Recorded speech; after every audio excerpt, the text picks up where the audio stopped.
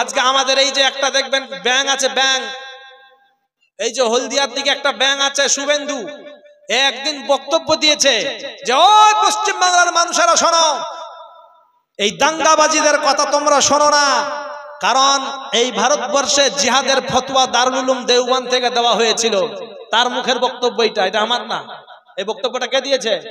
শুভেন্দু অধিকারী দিয়েছে। Video clip এখনো রয়েছে, দেখবেন ফেসবুকে ঘোরাঘুরি হচ্ছে।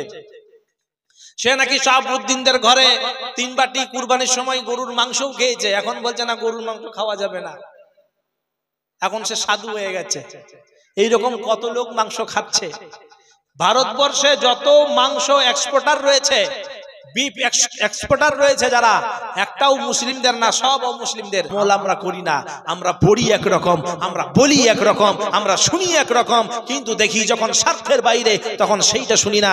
আল্লাহ বলছেন ওয়ামান আযলামু মিম্মান যুক্কিরা বিআয়াতি রাব্বিহি সুম্মা আরাযা আনহা ইন্না মিনাল মুজরিমিনা মুতাকিমুন। মহান রব্বুল আলামিন বলেন, মানুষটা শোনে বোঝার পরে, শোনে এবং বোঝে, শোনার পরে বোঝার পরে যখন আমল করে না, দেখে এটা আমার স্বার্থের বাইরে চলে যাচ্ছে, তখন সে আর মানল না। আল্লাহ রাব্বুল আলামিন বলছেন, আমি যারা অপরাধী তাদের সঙ্গে প্রতিশোধ অবশ্যই নেব।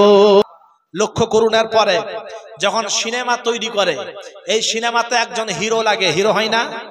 এই হিরো চুরি করে, তারপরেও হিরো। এই হিরো ডাকাতি করে, তারপরেও হিরো। এই হিরো জিনা করে, তারপরেও হিরো। এই হিরো ছিনতাই করে, তারপরেও হিরো। এই হিরো কোন নারীকে অপহরণ করে নিয়ে চলে যায়, এরপরেও হিরো। এই নারীকে সে জোর করে নিয়ে গিয়ে বিবাহ বন্ধনে বন্ধিত করে, এরপরেও হিরো।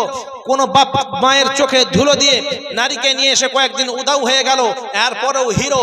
হিরো যতই অন্যায় করুক না কেন, তাকে ক্যামেরা বন্দি করে দেখানো হয় যে সে হিরো।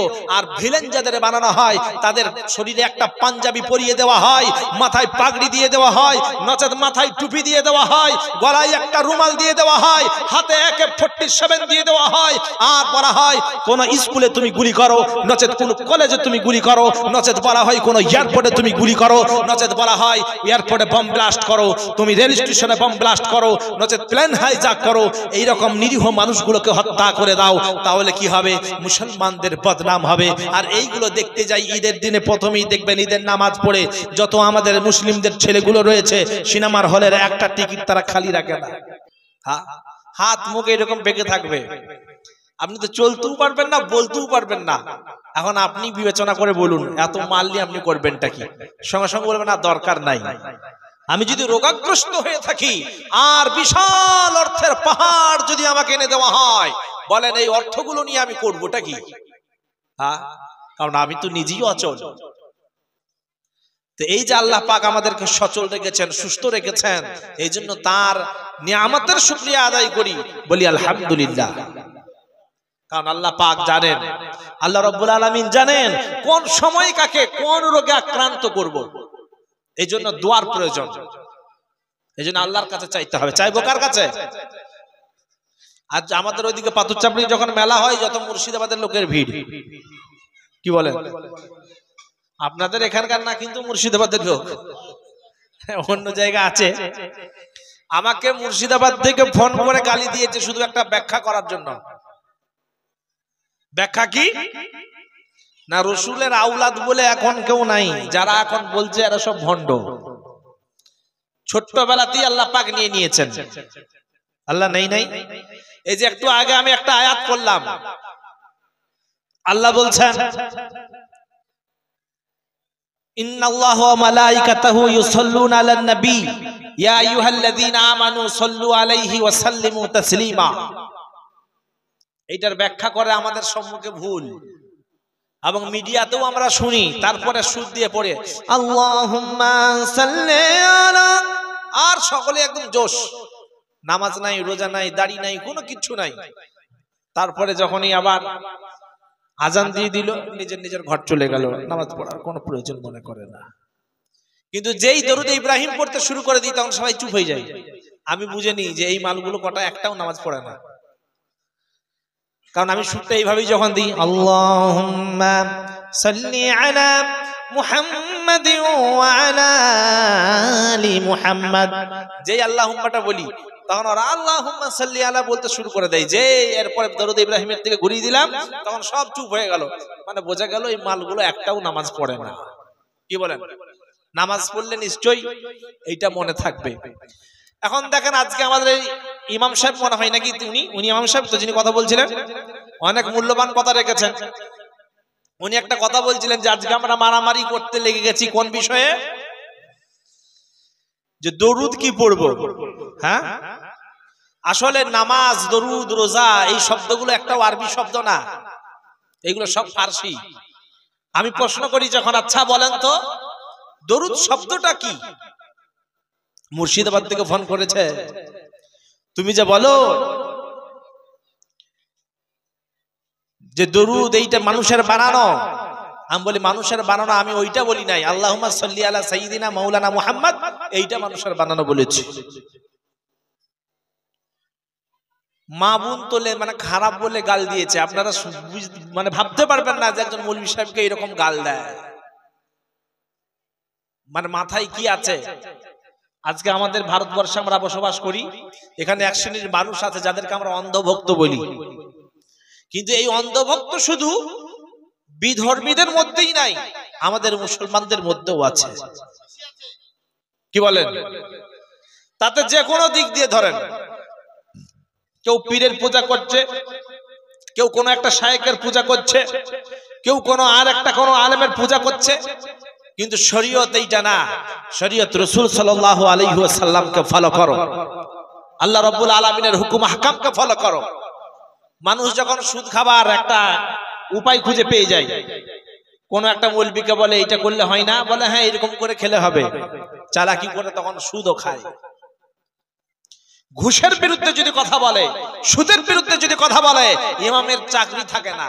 পর্দার বিরুদ্ধে যদি কথা বলে, ইমামের চাকরি থাকে না। এই জন্য আজকে দেখেন মৌলবি পড়াতে কেউ দিচ্ছে না, সবাই বলছে বাংলা পড়লে পড়, নচেত পড়ার দরকার নাই।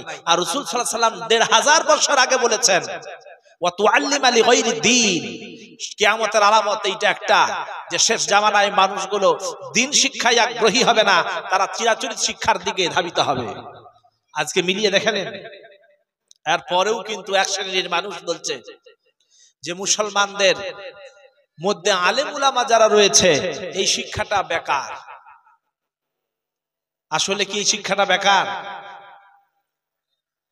এইটা তো শিক্ষিত হয় একটা গ্রামে। আপনাদের গ্রামে কতগুলো আলেম উলামা আছে বলতে পারবেন? ১০-১২টা হবে? হ্যাঁ হবে, ১০-১২টা হবে, ১০-১২টা হবে, কিন্তু ঘরও তো মনে হয় ১০,০০০ নাকি?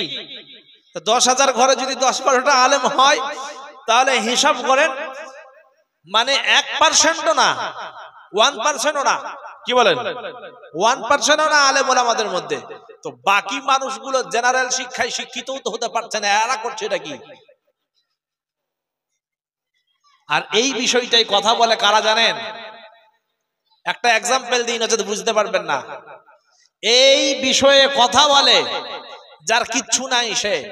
যেমন এক জায়গায় চা খাচ্ছে ৩ জনা, যে চায়ের লিকারের রং বলছে সে হচ্ছে অন্ধ, সে দেখতেই পায় না। সে বলছে আজকে লিকারের কালারটা যা হয়েছে না মারাত্মক।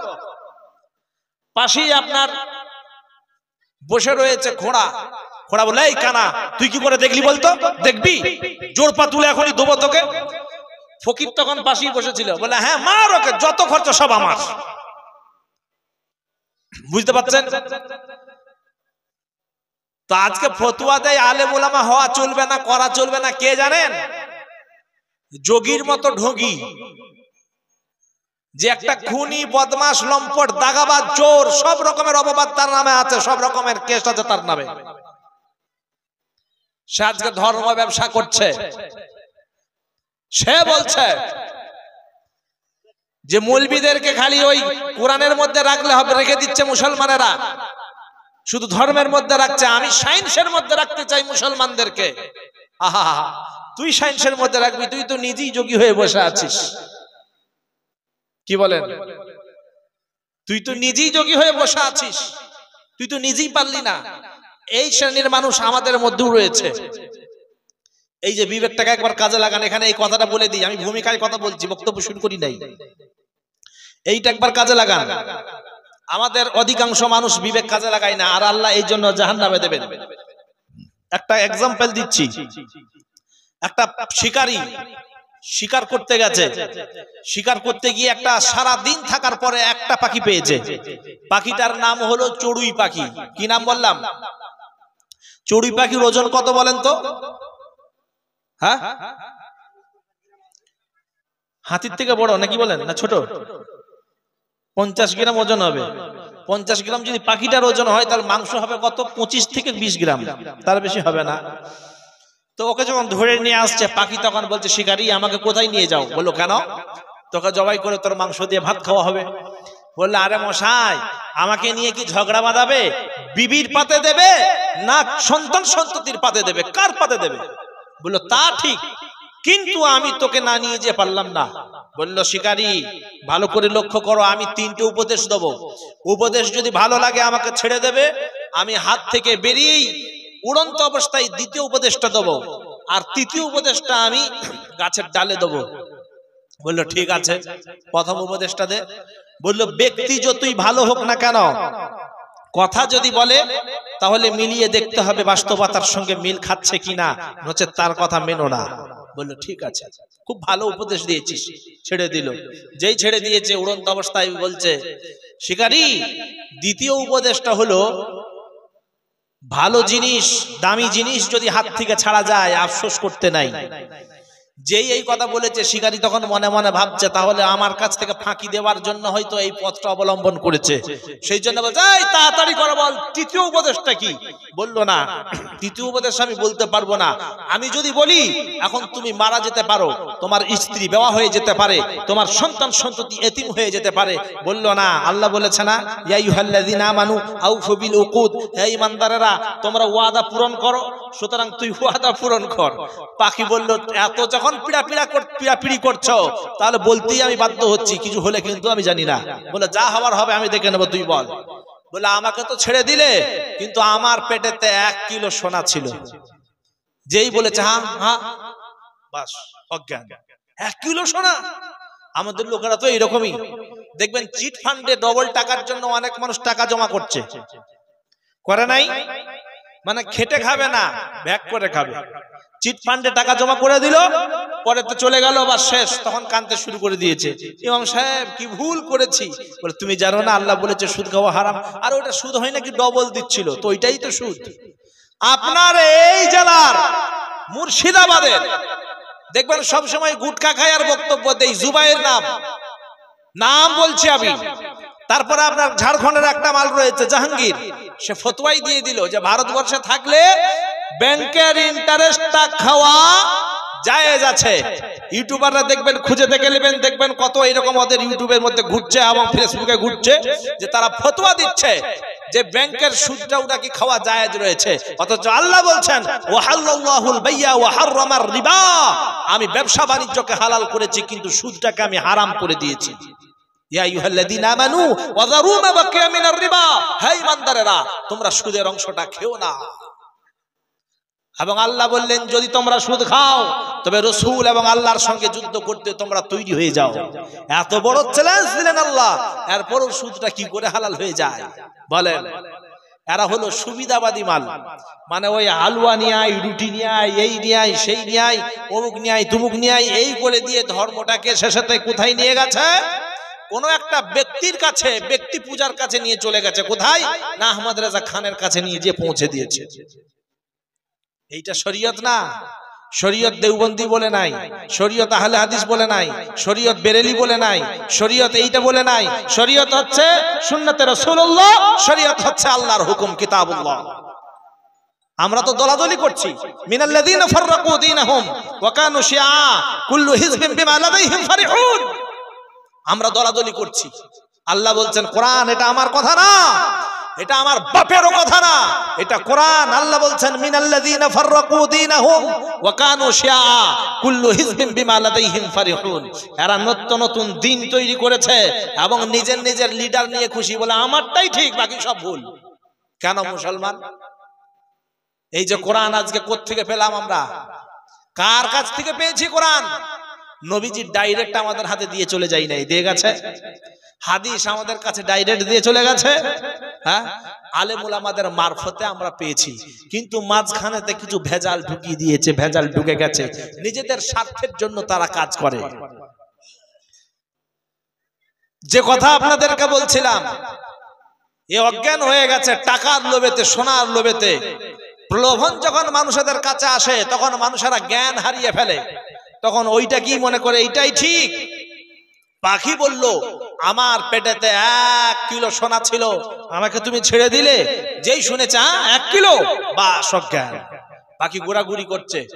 যেই এর হুঁশ ফিরল, বলে এই পাখি তুই কেন আগে বললি না, বলতো যে তোর পেটে 1 কিলো সোনা ছিল। বললো আমি তো কখন থেকে বলছি যে যা উপদেশ দিয়েছি তুমি তো আমলই করো নাই। বললো কে বললো আমল করি নাই? তুই আগে বললি না কেন, বল যে তোর পেটে 1 কিলো সোনা ছিল। বলছে আমার পেটে 1 কিলো সোনা ছিল, এইটাই তো বলছি যে তুমি আমল তো করো নাই, তুমি তো বিবেকটাকেই কাজে লাগালে না। আমি কি বলেছিলাম? ব্যক্তি যতই ভালো হোক না কেন, ব্যক্তি যতই সুন্দর হোক না কেন, ব্যক্তির পাগড়ি থাকুক, ব্যক্তির জুব্বা থাকুক, ব্যক্তির যত বড়ই ড্রেস থাকুক না কেন, ব্যক্তি যদি কথা বলে ওই কথাটা বাস্তবতার সঙ্গে মিলিয়ে দেখো, যদি মিল না খায় তাহলে তার কথাটা মেনো না। কিন্তু তুমি তো সেই রকম করলে না, তুমি আমার কথাটা শুনে অজ্ঞান হয়ে গেলে। আহা, 1 কিলো সোনা ছিল। আচ্ছা বলো তো কিছুক্ষণ আগে আমি কোথায় ছিলাম? বললো কেন আমার হাতে ছিলি? বললো তোমার হাতে যখন আমি ছিলাম আমার ওজন কত ছিল? বললো ওই 30 গ্রাম। তাহলে আমার ওজন যদি 30 গ্রাম হয়, তাহলে আমার পেটেতে 1 কিলো সোনা থাকে কোন কায়দায়? কি বলেন? 1 কিলো সোনা থাকে কোন কায়দায়? তো এ বলছে আমি সায়েন্স শিক্ষা দেবো। ওর তো নিজেরই সায়েন্স সম্পর্কে কোনো জ্ঞান নাই। ও নিজেই একটা রঙিন কাপড় বেজিয়ে মানুষদেরকে ধোকা দিয়ে খাচ্ছে। সে আবার বলে যে আমি কি করব, মানুষদেরকে সায়েন্স শিখাবো। তারপরে বর্তমানে আমরা মুসলমানরা, বিশেষ করে মুর্শিদাবাদের মানুষদেরকে এখন মুসলমানরাও শুধু হিঁচতে শুরু করে দেয়। যারা রাজমিস্ত্রির কাজ করে, যারা ফেরিওয়ালার কাজ করে বাইরে গিয়ে, এদেরকে মানুষেরা তাচ্ছিল্যতার নজরে দেখে। কেন দেখে? না এদের নাকি 8টা 10টা ছেলে, এদের নাকি 2টো 4টা 5টা ছেলে হয়ে গেছে। অথচ আল্লাহ বললেন ওয়ালা তাকতুলু আওলাদাকুম খাশিয়াতা ইমলাক নাহনু নারযুকুহুম ওয়া ইয়্যাকুম। সন্তানদেরকে হত্যা করো না, রিজিক তোমাদেরকে আমি যেমন দিই তাদেরকেও আমি রিজিক দেব। সুতরাং শুনে নিন, আজকে বর্তমানে আমাদের কানে আওয়াজগুলো দিচ্ছে কি, যে মুসলমানরা ওদের মেয়েগুলোকে বাচ্চা তৈরি করার মেশিন তৈরি করে রেখেছে।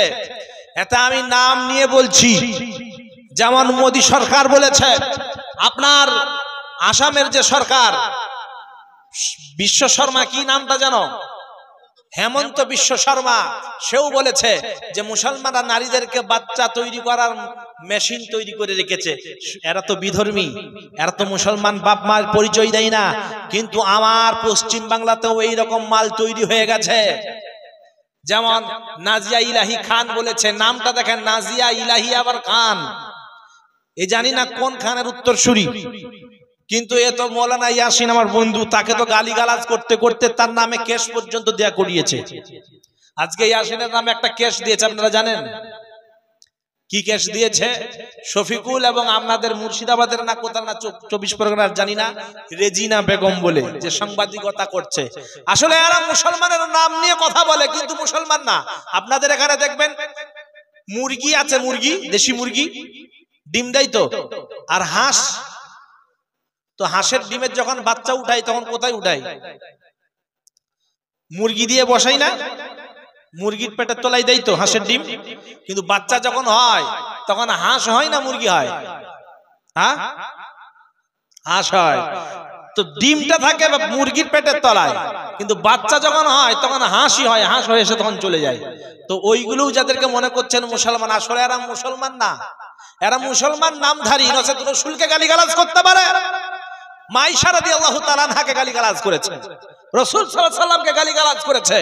আলেম ওলামাদেরকে বলে ধর্ম ব্যবসায়ী, শুধু বলে নামাজ পড়ো আর রোজা রাখো, হজ করো, এগুলো সব ব্যবসা ছাড়া কিছু না। আহা, নাউজুবিল্লাহি মিন যালিক। এ বলে নাকি আমি মুসলমান, শরীরে যে ড্রেসগুলো পরে বোল্ড ড্রেস তাকে পড়তে হয়, মানুষেরা দেখলেই তার দিকে লালায়িত হবে, এইরকম তারা নিজেদেরকে সাজসজ্জায় রাখে। সেই রকম নারী তারা বলছে মুসলমানরা, আলেম ওলামারা, এরা আমাদের নারীদেরকে বাচ্চা তৈরির মেশিন তৈরি করেছে। মুসলমান মানেই এদের ঘরে 8টা 10টা করে বাচ্চা হয়। আর এই কথাগুলো শোনার পরে মুসলমানরা ভীত সন্ত্রস্ত হয়ে আজকে 2টোর বেশি বাচ্চা কেউ নিচ্ছে না। প্রথমেই যদি একটা বাচ্চা হয়ে যায়, বেটা ছেলে, বললো আর কিছু দরকার নাই। ঠিক না? সমাজ তো এই প্রতি এগুচ্ছে আজকে, না গই নাই? কিন্তু দেখেন, আমি লিখে নিয়ে এসেছি, অত মুখস্থ করার আমার মেমোরি নাই, কত আর মুখস্থ করবো, দিন রাত ওরা গোলমাল করে যাচ্ছে। এই যে দেখেন, আপনার দিল্লিতে একটা বক্তব্য হলো, আমার ভারতবর্ষেরই কোন একজন লোক, যেমন আপনার মিস্টার যাদব বলেছিলেন সেই দিনে বক্তব্যতে, কি বলেছিলেন জানেন? যে আমাদের বাবা আম্বেদকর, যিনি নিয়ম কানুন আইন লিখেছেন ভারতবর্ষে, তারা সংবিধান যারা লিখেছেন, আইন যাকে বলা হয় সংবিধান, কনস্টিটিউশন, এগুলো যারা লিখেছেন, যিনি লিখেছেন আম্বেদকর সাহেব, তারা 14 জন ভাই বোন ছিলেন। কতজন? 14 জন। তারপরে আপনার স্বাধীনতা সংগ্রামী সুভাষচন্দ্র বোস, তিনি তাদেরও ছিল 14 জন ভাই বোন। তারপরে আপনার মেধাবী পণ্ডিত এবং ভারতরত্ন পুরস্কার প্রাপ্ত প্রাক্তন রাষ্ট্রপতি ভিভি গিরির 14 জন সন্তান ছিল। ভিভি গিরি, যিনি ভারতবর্ষের রাষ্ট্রপতি ছিলেন, 14 জন সন্তান। লালু প্রসাদের 11 জন। তারপরে আপনার প্রাক্তন প্রধানমন্ত্রী অটল বিহারী বাজপেয়ীরা 7 ভাই বোন। মোদির বাপ্পায়েরা, এরাও হচ্ছে আপনার 7 জন ভাই বোন। মোদির যারা বাচ্চা, যারা 7 জন ভাই বোন। আমাদের যারা ভারতবর্ষে যাদেরকে আমরা আইডল বলে মানে, রবীন্দ্রনাথ ঠাকুর, এদেরও 13 জন ভাই বোন ছিল। তাহলে এদের যদি এতগুলো হয়, মুসলমানদেরকে আমরা কেন টার্গেট করি? হ্যাঁ, মুসলমানদেরকে কেন টার্গেট করি? এটা অন্য কিছু না, একটা হিংসা ছাড়া আর কিচ্ছু না। আর হিংসার বশীভূতে পড়ে এরা একদিন নিজেরাই শেষ হবে। কারণ আমাদের যে একজন শায়ের মারা গেলেন, তিনি বলেছেন, आग लग रहे हैं लगने दो, हमारे घर राहत इंदरी, हमारे घर अकेला थोड़ी है। आग लगा रहे हैं लगाने दो, हमारे घर अकेला थोड़ी है। এই হিন্দুস্তানে আমাদের ঘর একলা একটাই না, সকলেরই পাশাপাশি ঘর আছে। আগুন যখন লাগবে তখন সকলের ঘরে লাগবে। সুতরাং হিংসার বার্তা ছড়াইও না। আমিও আপনাদের কাছে আজকে বলছি, আজকে আমাদের গলসি থানায় মিটিং ছিল, সেখানে সকলেই একই বক্তব্য দিয়েছে যে হিংসার দাবানলে দগ্ধ হইও না। আমি আমার পশ্চিম বাংলায় বক্তব্য দিই যে আমার পশ্চিম বাংলায় রাজনৈতিকের শিকার হয়ে মানুষেরা 2টো দলে বিভক্ত হয়ে গেছে, অথচ প্রতীক তাদের একটাই, চিহ্ন তাদের একটাই, মারামারি করছে এরপরে এ গ্রুপ আর বি গ্রুপ মিলে। আমাদের এখানে মনে হয় নাই নাকি? এখানে মনে হয় নাই। এখানে সব ভালো মানুষ, আল্লাহওয়ালা, বলে মার খাবার দরকার নাই, বলে পালিয়ে যাই, কালকে আপনারা আলোচনা করবেন নাকি বলেন?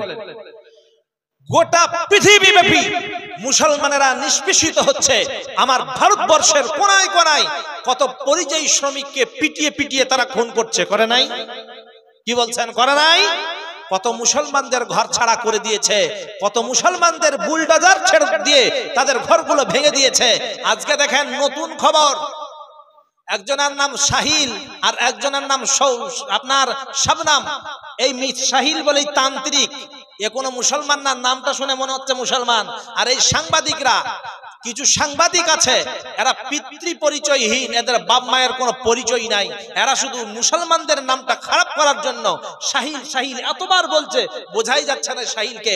পরে খোঁজ নিয়ে দেখা গেল এই শাহিলটা হলো শাহিল শুক্লা।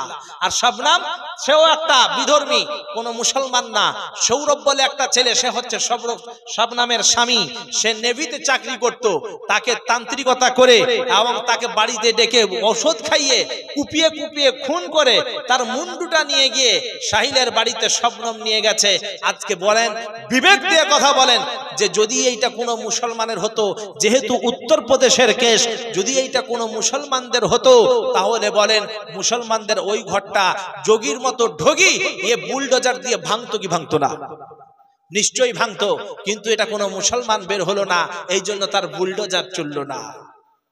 তবে কি জানেন, যারা এইরকম লাফালাফি করে, মানুষে মানুষে বিভেদ বাঁধায়, মানুষে মানুষে মারামারি লাগায়, গ্রামেও দেখবেন এইরকম কিছু মানুষ আছে নাই?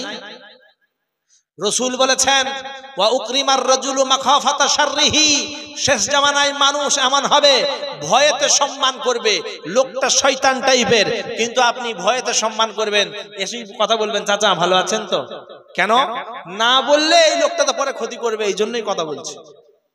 আপনাদের এই গ্রামে নাই ভাই, এগুলো অন্য জায়গায় আছে, কারণ বলে মার খাবো না। আপনাদের এখানে সব ভালো, আপনারা খালি রাসূলুল্লাহ সাল্লাল্লাহু আলাইহি সাল্লামের হাদিসটা মিলিয়ে নিন। ওয়া উকরিমার রাজুলু মাখাফাতা শাররিহি, শেষ জামানায় মানুষ এমন আসবে যে ভয়েতে তাকে সম্মান করবে, সম্মানের সে যোগ্য না। আজকেও ঠিক এই রকম, তাদেরকে ভয়েতে সম্মান করছে।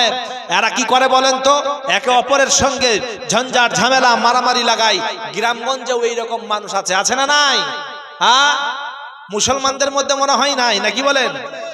নামটা খালি মুসলমান নিয়ে নিয়েছে, আদৌ সে মুসলমান নয়।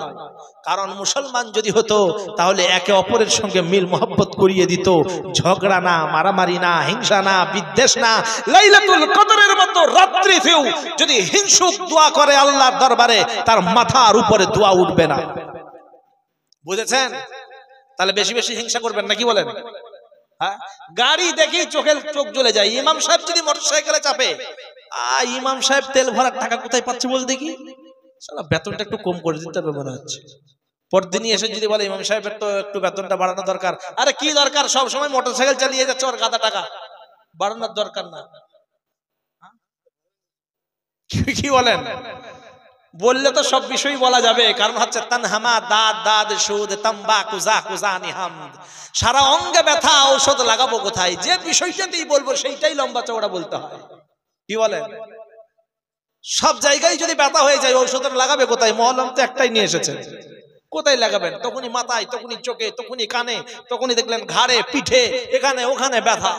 তা আমাদের সব রোগটাই আমাদের মধ্যে রয়েছে, কোনোটার থেকে আমরা খালি নাই, সবগুলোই আমাদের মধ্যে বৈশিষ্ট্য রয়েছে। এই জন্য ঔষধ লাগাবার জায়গাও পাচ্ছি না আমরা। এই জন্য মুসলমান হন। আমি রোজার ব্যাপারে কথা বলবো, সমাজের ব্যাপারে কথা বলবো, আমাদের কি করা দরকার, কেমন করে চলা দরকার অবশ্যই বলবো, দিয়ে আপনাদের কাছ থেকে বিদায় নেব। কারণ আমি এসেছি আপনাদের দাওয়াতে, আর মহান রব্বুল আলামিনের কৃপা, তার দয়া, তিনি নিয়ে এসেছেন আমাকে, আপনাকে নিয়ে এসেছেন, তাই এখানে আসতে পেরেছি। আজ বর্তমানে দেখেন, যারা এই রকম মাঝখানেতে ভূমিকা রাখে, যারা এই ভূমিকা পালন করে যে একে অপরকে ঝগড়া লাগিয়ে দিয়ে তাদেরকে শেষ করব, এটা আমাদের গ্রামগঞ্জে মানুষেরা কিছু করছে। আর গোটা পৃথিবী ব্যাপী, একটু আগে আপনাদের ইমাম সাহেব বক্তব্য রেখেছিল, ইতিহাস নিয়ে আমাদের বিশ্বের ইতিহাস তুলে ধরেছিল। তো আমিও সংক্ষিপ্ত একটা কথা বলছি। আল্লাহ বলছেন ওয়াইন তাতাওয়াল্লাউ ইস্তাবদিল কওমান গায়রাকুম সুম্মা লা ইয়াকুনু আমসালাকুম, যদি তোমরা নিমক হারাম হও, তোমাদের জায়গায় আমি অন্য কোন জাতি নিয়ে আসব, তারা তোমাদের মতো নিমক হারাম হবে না। ভেবে নিন, ইয়াশা ইযহিবকুম ওয়া ইয়াতি বিখালকিন জাদীদ ওয়া মা যালিকা আলাল্লাহি বিআজিজ। আল্লাহ বলছেন আমি তোমাদের জায়গায় অন্য কোন জাতি, অন্য কোন প্রাণী নিয়ে আসব, আর এইটা যদি আমি করি তো আমাকে কেউ ঠেকাতে পারবে না। বলেন আল্লাহকে কেউ ঠেকাতে পারবে? কেউ পারবে না। চেঙ্গিজ খান এসে মুসলমানদেরকে এক ধারে কচু কাটা করছিল, কেন জানেন? এই আলেম উলামারা যখনই বক্তব্য দিত কাফেরদের বিরুদ্ধে, বেঈমানদের বিরুদ্ধে, শয়তানেদের বিরুদ্ধে, মুসলমানদের শত্রুদের বিরুদ্ধে, তখন এক শ্রেণীর মানুষ বলতো এদের বলার কি দরকার, আমরা আজকে সম্প্রীতির সঙ্গে থাকতে চাই, আমরাও তো চাই সম্প্রীতির বার্তা দিতে, আমরা তো সর্বসময় সম্প্রীতির বার্তা দিই। কবে বলেছি যে বিধর্মীদের কষ্ট দাও? কবে বলেছি বিধর্মীদের পিটিয়ে মারো? কবে বলেছি অন্যায় করো? কবে বলেছি বদমাশি করো?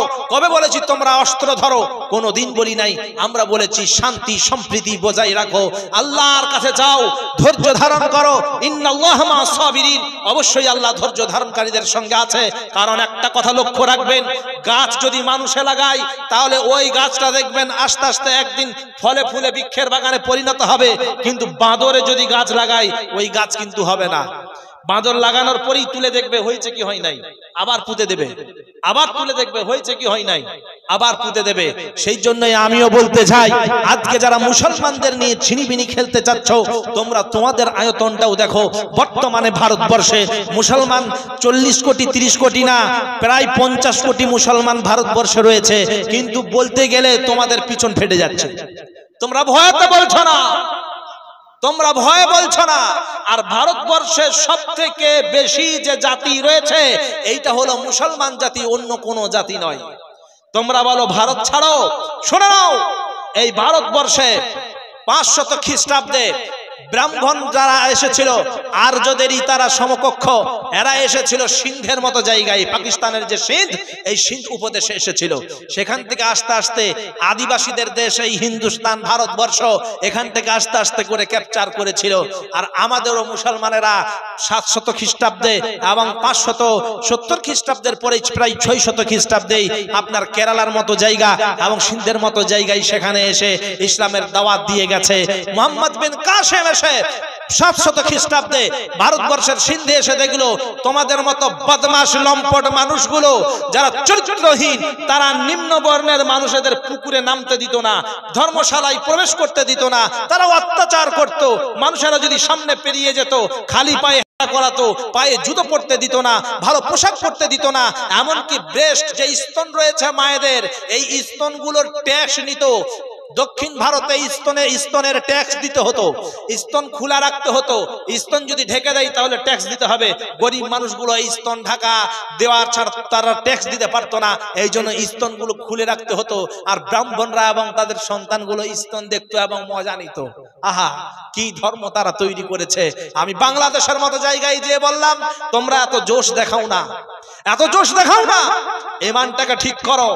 আমার দেশে আজকে বিধর্মী যারা রয়েছে, আমি তাদের কাছ থেকে পেরিয়ে আসলাম, তারা 1 টাকা চাই নাই, কিন্তু বাংলাদেশে হুজুর হুজুর বলতে বলতে আপনারা 100-200 করে ঘুষ চান।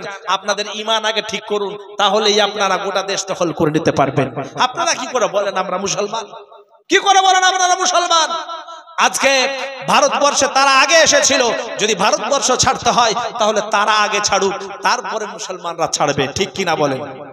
হ্যাঁ, আগে তাদের ছাড়া দরকার, তারপরে মুসলমানদের। মুসলমান ভারতবর্ষ ছাড়ার জন্য আসে নাই, আর ভয় খাবার কোনো প্রয়োজন নাই। কারণ হচ্ছে আমরা সেই জাতি, আমরা সাহাবীদের উত্তরসূরি, আমরা নবীর রেখে যাওয়া দিনের প্রতি প্রতিষ্ঠিত হতে চাই। আল্লামা ইকবাল বলেন, दस्त तो दस्त है दरिया भी ना छोड़े हमने, बहरे समंदर में घोड़े दौड़ा दिए हमने। আমরা তো সমুদ্রের উপরেও ঘোড়া দৌড় করে দিয়েছি, আমরা সেই জাতি। আজকে দেখেন, আজকে যদি লক্ষ্য করা যায় যে আমেরিকার মতো একটা দেশ, সে মুসলমান দেশগুলোকে একটা একটা করে শেষ করতে চেয়েছে। আফগানিস্তানকে শেষ করতে চেয়েছিল, কিন্তু পারে নাই। সেখানের মুজাহিদরা, আফগানিস্তানের মুজাহিদিনরা একটা একটা করে আমেরিকানদেরকে শেষ করেছে, কিন্তু আফগানিস্তানের অনেক ক্ষতি করেছে। ইরাককে শেষ করে দিল, ফিলিস্তিনকে ইসরায়েল দিয়ে শেষ করছে। আর তারা চায়, এবং আমাদের সমাজের কিছু মানুষ চাই যে আলেম উলামাদের বদনাম করা হোক। যদি আলেম উলামাদের বদনাম করে দেওয়া হয় তাহলে ধর্মটারই আর কিচ্ছু থাকবে না। যে ধর্মের হিরো, যে ধর্মের শ্রেষ্ঠ শিরোমণি যারা আলেম উলামা, তাদের যদি বদনাম করে দেওয়া হয় তাহলে মুসলমান নামটা নিতেই মুসলমানেরা লজ্জিত হবে, ঠিক না? এর জন্য দায়ী কারা?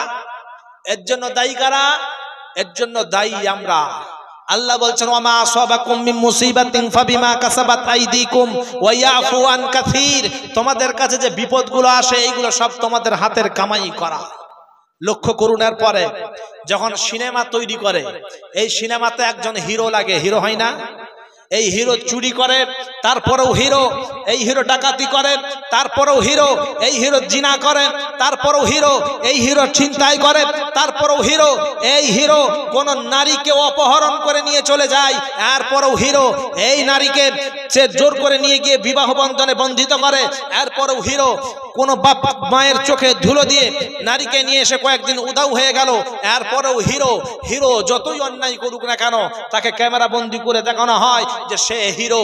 আর ভিলেন যাদের বানানো হয়, তাদের শরীরে একটা পাঞ্জাবি পরিয়ে দেওয়া হয়, মাথায় পাগড়ি দিয়ে দেওয়া হয়, নচেত মাথায় টুপি দিয়ে দেওয়া হয়, গলায় একটা রুমাল দিয়ে দেওয়া হয়, হাতে AK-47 দিয়ে দেওয়া হয়। আর বলা হয় কোন স্কুলে তুমি গুলি করো, নচেত কোন কলেজে তুমি গুলি করো, নচেত বলা হয় কোন এয়ারপোর্টে তুমি গুলি করো, নচেত বলা হয় এয়ারপোর্টে বম ব্লাস্ট করো, তুমি রেল স্টেশনে বম ব্লাস্ট করো, নচেত প্লেন হাইজ্যাক করো, এইরকম নিরীহ মানুষগুলোকে হত্যা করে দাও, তাহলে কি হবে? মুসলমানদের বদনাম হবে। আর এইগুলো দেখতে যাই ঈদের দিনে, প্রথমেই দেখবেন ঈদের নামাজ পড়ে যত আমাদের মুসলিমদের ছেলেগুলো রয়েছে সিনেমার হলের একটা টিকিট তারা খালি রাখে না। মুসলমানরাই সিনেমা বেশি দেখছে, এই জন্য আজকে মুসলমানদের প্রতিচ্ছবিও খারাপ হচ্ছে। প্রতিজ্ঞাবদ্ধ হন আজকেই যে কোন সিনেমার টিকিট এবং সাবস্ক্রিপশন আমরা খরিদ করব না ইনশাআল্লাহ। হাত তুলুন কারা কারা করব না, হাত তুলুন কারা কারা করব না, হাত তুলুন ইনশাআল্লাহ বলেন। আল্লাহ আমাদের সিনেমা থেকে দূরে রাখুক, বলুন আমিন। হাত তুলুন ভাই, হাত তুলুন দেখি। অনেকেই বলছে যতই হাত তুলেন আমরা করব না, কি বলেন? আসলে কি জানেন, ধরেন যদি আপনার এই গাছেতে পানি দিতে হয় আর হাতে যদি একটা চালুনি থাকে, পুকুর থেকে যদি পানি তুলেন পানি আসবে? হ্যাঁ, কোনোদিন এই গাছটাতে পানি পাবে না।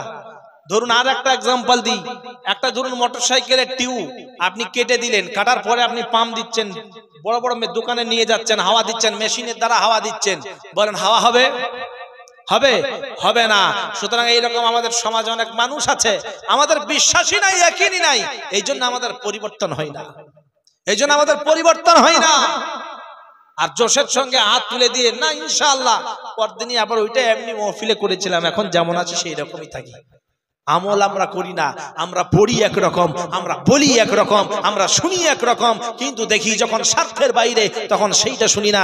আল্লাহ বলছেন ওয়ামান আযলামু মিম্মান যুক্কিরা বিআয়াতি রাব্বিহি সুম্মা আরাযা আনহা ইন্না মিনাল মুজরিমিনা মুতাকিমুন। মহান রব্বুল আলামিন বলেন মানুষটা শোনে বোঝার পরে, শোনে এবং বোঝে, শোনার পরে বোঝার পরে যখন আমল করে না, দেখে এটা আমার স্বার্থের বাইরে চলে যাচ্ছে, তখন সে আর মানল না। আল্লাহ রাব্বুল আলামিন বলছেন আমি যারা অপরাধী তাদের সঙ্গে প্রতিশোধ অবশ্যই নেব। আল্লাহ রাব্বুল আলামিন যদি প্রতিশোধ নেয়, এরপরে বলেন কেমন করে বাঁচবেন আল্লাহর প্রতিশোধ থেকে? বাঁচতে পারবেন কেউ? আল্লাহর প্রতিশোধ থেকে কেউ বাঁচতে পারবেন? কেউ বাঁচতে পারবেন না, বাঁচার কোনো উপায় নাই।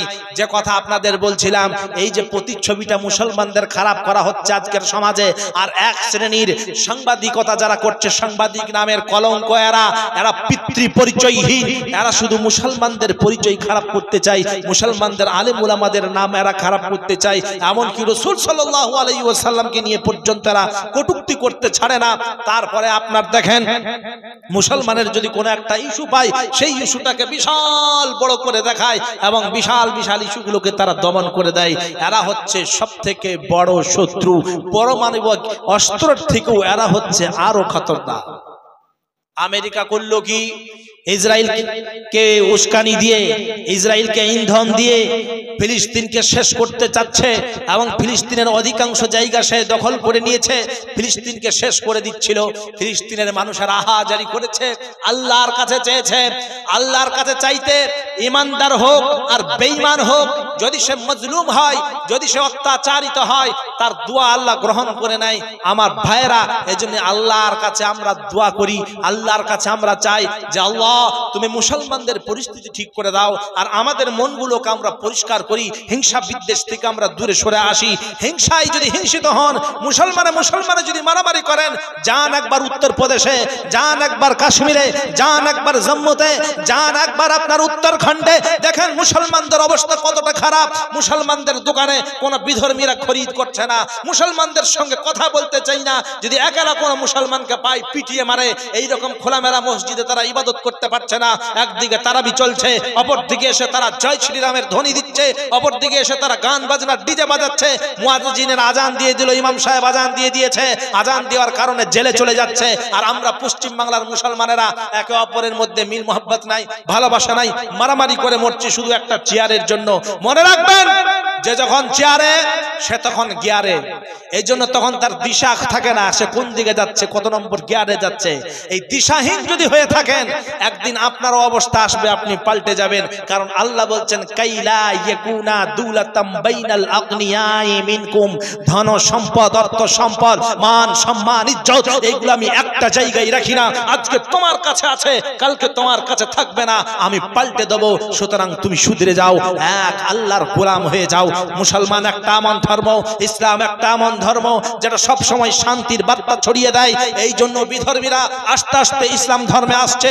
কিন্তু আজকে আমাদের সমাজ এত খারাপের দিকে আমরা নিয়ে গেছি, আমাদের নারীরা, আমাদের ঘরের মেয়েরা আজকে বিধর্মীদের সঙ্গে তারা প্রেম প্রীতি ভালোবাসায় পড়ে 11 লক্ষর মতো মুসলমানদের নারী তারা বিধর্মীদের সঙ্গে সংসার করছে। এটা হচ্ছে সাচার রিপোর্ট। আমার ভাইরা, যদি 11 লক্ষ মুসলিম নারী বিধর্মীদের সঙ্গে সংসার করতে থাকে, আমাদের এলাকায় খোঁজ করে দেখেন, একটা দুটোর বেশি পাওয়া যাবে না, তাও পাওয়া যাবে না। তাহলে এইখান থেকে আন্দাজ করেন যে ভারতবর্ষে মুসলমানদের সংখ্যা কত বেশি। এজন্যই আমাদের নারী শিক্ষায় শিক্ষিত করতে হবে, দ্বীনি শিক্ষা দিতে হবে, দ্বীনি তালিম দিতে হবে, তারবিয়ত দিতে হবে, এবং আমাদের ঘরের ছেলেদেরকে কোরআনের শিক্ষায় শিক্ষিত করতে হবে, আল্লাহর ভয় তাদের অন্তরে ভরে দিতে হবে।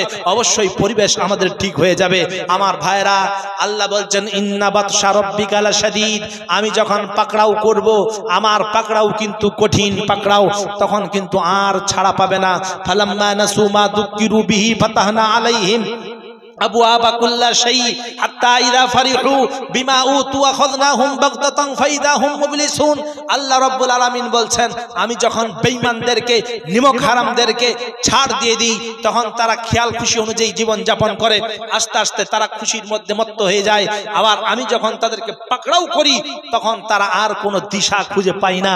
আমেরিকার অবস্থা দেখেন, যখন লস অ্যাঞ্জেলে আল্লাহ রাব্বুল আলামিন একটা ডালে ডালে ঝরঝর লাগিয়ে দিয়ে আগুন দিয়ে দিলেন, এমন আগুনের স্ফুলিঙ্গ, এমন আগুনের ফুৎকার দিতে লাগলো যে আমেরিকার মেশিন ফেল হয়ে গেল, তাদের প্ল্যান ফেল হয়ে গেল, তাদের পাউডার ফেল হয়ে গেল, তাদের যে পানি ফেলে উপর থেকে আকাশের যে বিশাল বিশাল ট্যাঙ্কার জাহাজ, সেইগুলো সব ফেল হয়ে গেল। আগুনের বিন্দু মাত্র তারা নিভাতে পারলো না। গোটা লস অ্যাঞ্জেলসকে নিমিষের মধ্যে আল্লাহ জড়িয়ে ছারখার করে দিল। আল্লাহ বলছে, দেখ, ইন্না বাতশা রাব্বিকা লাশাদীদ, আমি যখন পাকড়াও করি এইরকমই কঠিন ভাবে পাকড়াও করব। তবে আমরা যারা মুসলমান রয়েছি, আরবের দিকে একবার তাকাই, তাদের অবস্থাটা কি? একদিন রাসূল সাল্লাল্লাহু আলাইহি ওয়াসাল্লাম মক্কার জমিনে বলেছিলেন, ওয়ালাউ আন্না আহলাল কুরা আমানু ওয়াত্তাকাউ লাফাতাহনা আলাইহিম বারাকাতিম মিনাস সামাই ওয়াল আরদ। হে মক্কাবাসীরা, আল্লাহ বলছেন, তোমরা যদি ঈমান নিয়ে আসো, তোমরা যদি তাকওয়া অবলম্বন করো, তোমরা যদি আল্লাহর ভয়ে জীবন যাপন করো, অবশ্যই আল্লাহ রাব্বুল আলামিন আসমান আর জমিনের নিয়ামতের দরওয়াজাগুলো খুলে দেবে। গোটা বিশ্বের মানুষেরা এই মক্কার গোলাম হয়ে যাবে। মক্কাকে আল্লাহ রাব্বুল আলামিন একটা রাজত্ব দান করবে। আবু জাহেল তখন ইয়ারকি ঠাট্টা করেছিল, তাচ্ছিল্য করেছিল, হেসেছিল। আজকে দেখবেন আমাদের সমাজেও এই রকম অনেক মানুষ রয়েছে, ইমাম সাহেবদেরকে যারা দেখতে পারে না। ইমাম সাহেব যদি চায়ের দোকানে চা খায়, বলবে চায়ের দোকানে ইমাম সাহেব চা খাবে কেন? বলে, মশাই তুমি খাবে আর ইমাম সাহেব খাবে না? বলে, না, ইমাম সাহেব যার খাওয়া চলবে না, আমার খাবে। একজন তবলিগি লোক তবলিগ করে এখন সে দাড়ি ফাড়ি রেখে মোটামুটি সে এখন মুফতি সাহেব হয়ে গেছে। সে এখন ফতোয়া দেয়। বলে, আমার ঘরে ফতোয়াবাজির কিতাব গাদা রয়েছে, আমাকে শিখাচ্ছিস? বলে, কেন? তুমি যে পরের জমি চাষ করছো, দখল করে রেখেছো, জবরদখল করে রেখেছো, সেইগুলো আগে ছাড়ো, তারপরে তুমি শরীয়তের কথা বলবে। তোমার একটা ইবাদত গ্রহণ হয় না। সে তখন বলছে, আমার ঘরে হাদিসের কিতাব প্রচুর রয়েছে। বলে, ঘরে হাদিসের কিতাব গাদা থাকতে পারে, কিন্তু তোমার একটা ইবাদত আল্লাহ গ্রহণ করবে না। কারণ আল্লাহর নবী সাল্লাল্লাহু আলাইহি ওয়াসাল্লাম, মুসলিম শরীফের হাদিস একটা অংশ হচ্ছে যে ওয়ালানাল্লাহু মান গায়্যারা মানালাল আরদ, যে কেউ পরের জমি দখল করে রাখে। এই যে যারা আল কাটে চাচারা, আপনাদের এখানে আছে? আল ছাটে, আল ছেটে ছেটে খালি ঢুকিয়ে নিচ্ছে, ইল্লাল্লাহ ইল্লাল্লাহ পড়ছে, আর একদিকে একটা করে চোট মারছে, বিসমিল্লাহ বলছে আর একটা করে চোট মারছে। চোট মেরে মেরে লোকের জমি নিজের দিকে ঢুকিয়ে নিল। আল্লাহর নবী সাল্লাল্লাহু আলাইহি ওয়াসাল্লাম বলছেন, আল্লাহ পাক তার জন্য 24 ঘন্টা লানত করতে থাকে। ভেবে নিন। এরপরে আর আমরা তো জবরদখল করি রেখে দিয়েছি। অত সহজ না, হারাম মাল পেটে যাচ্ছে।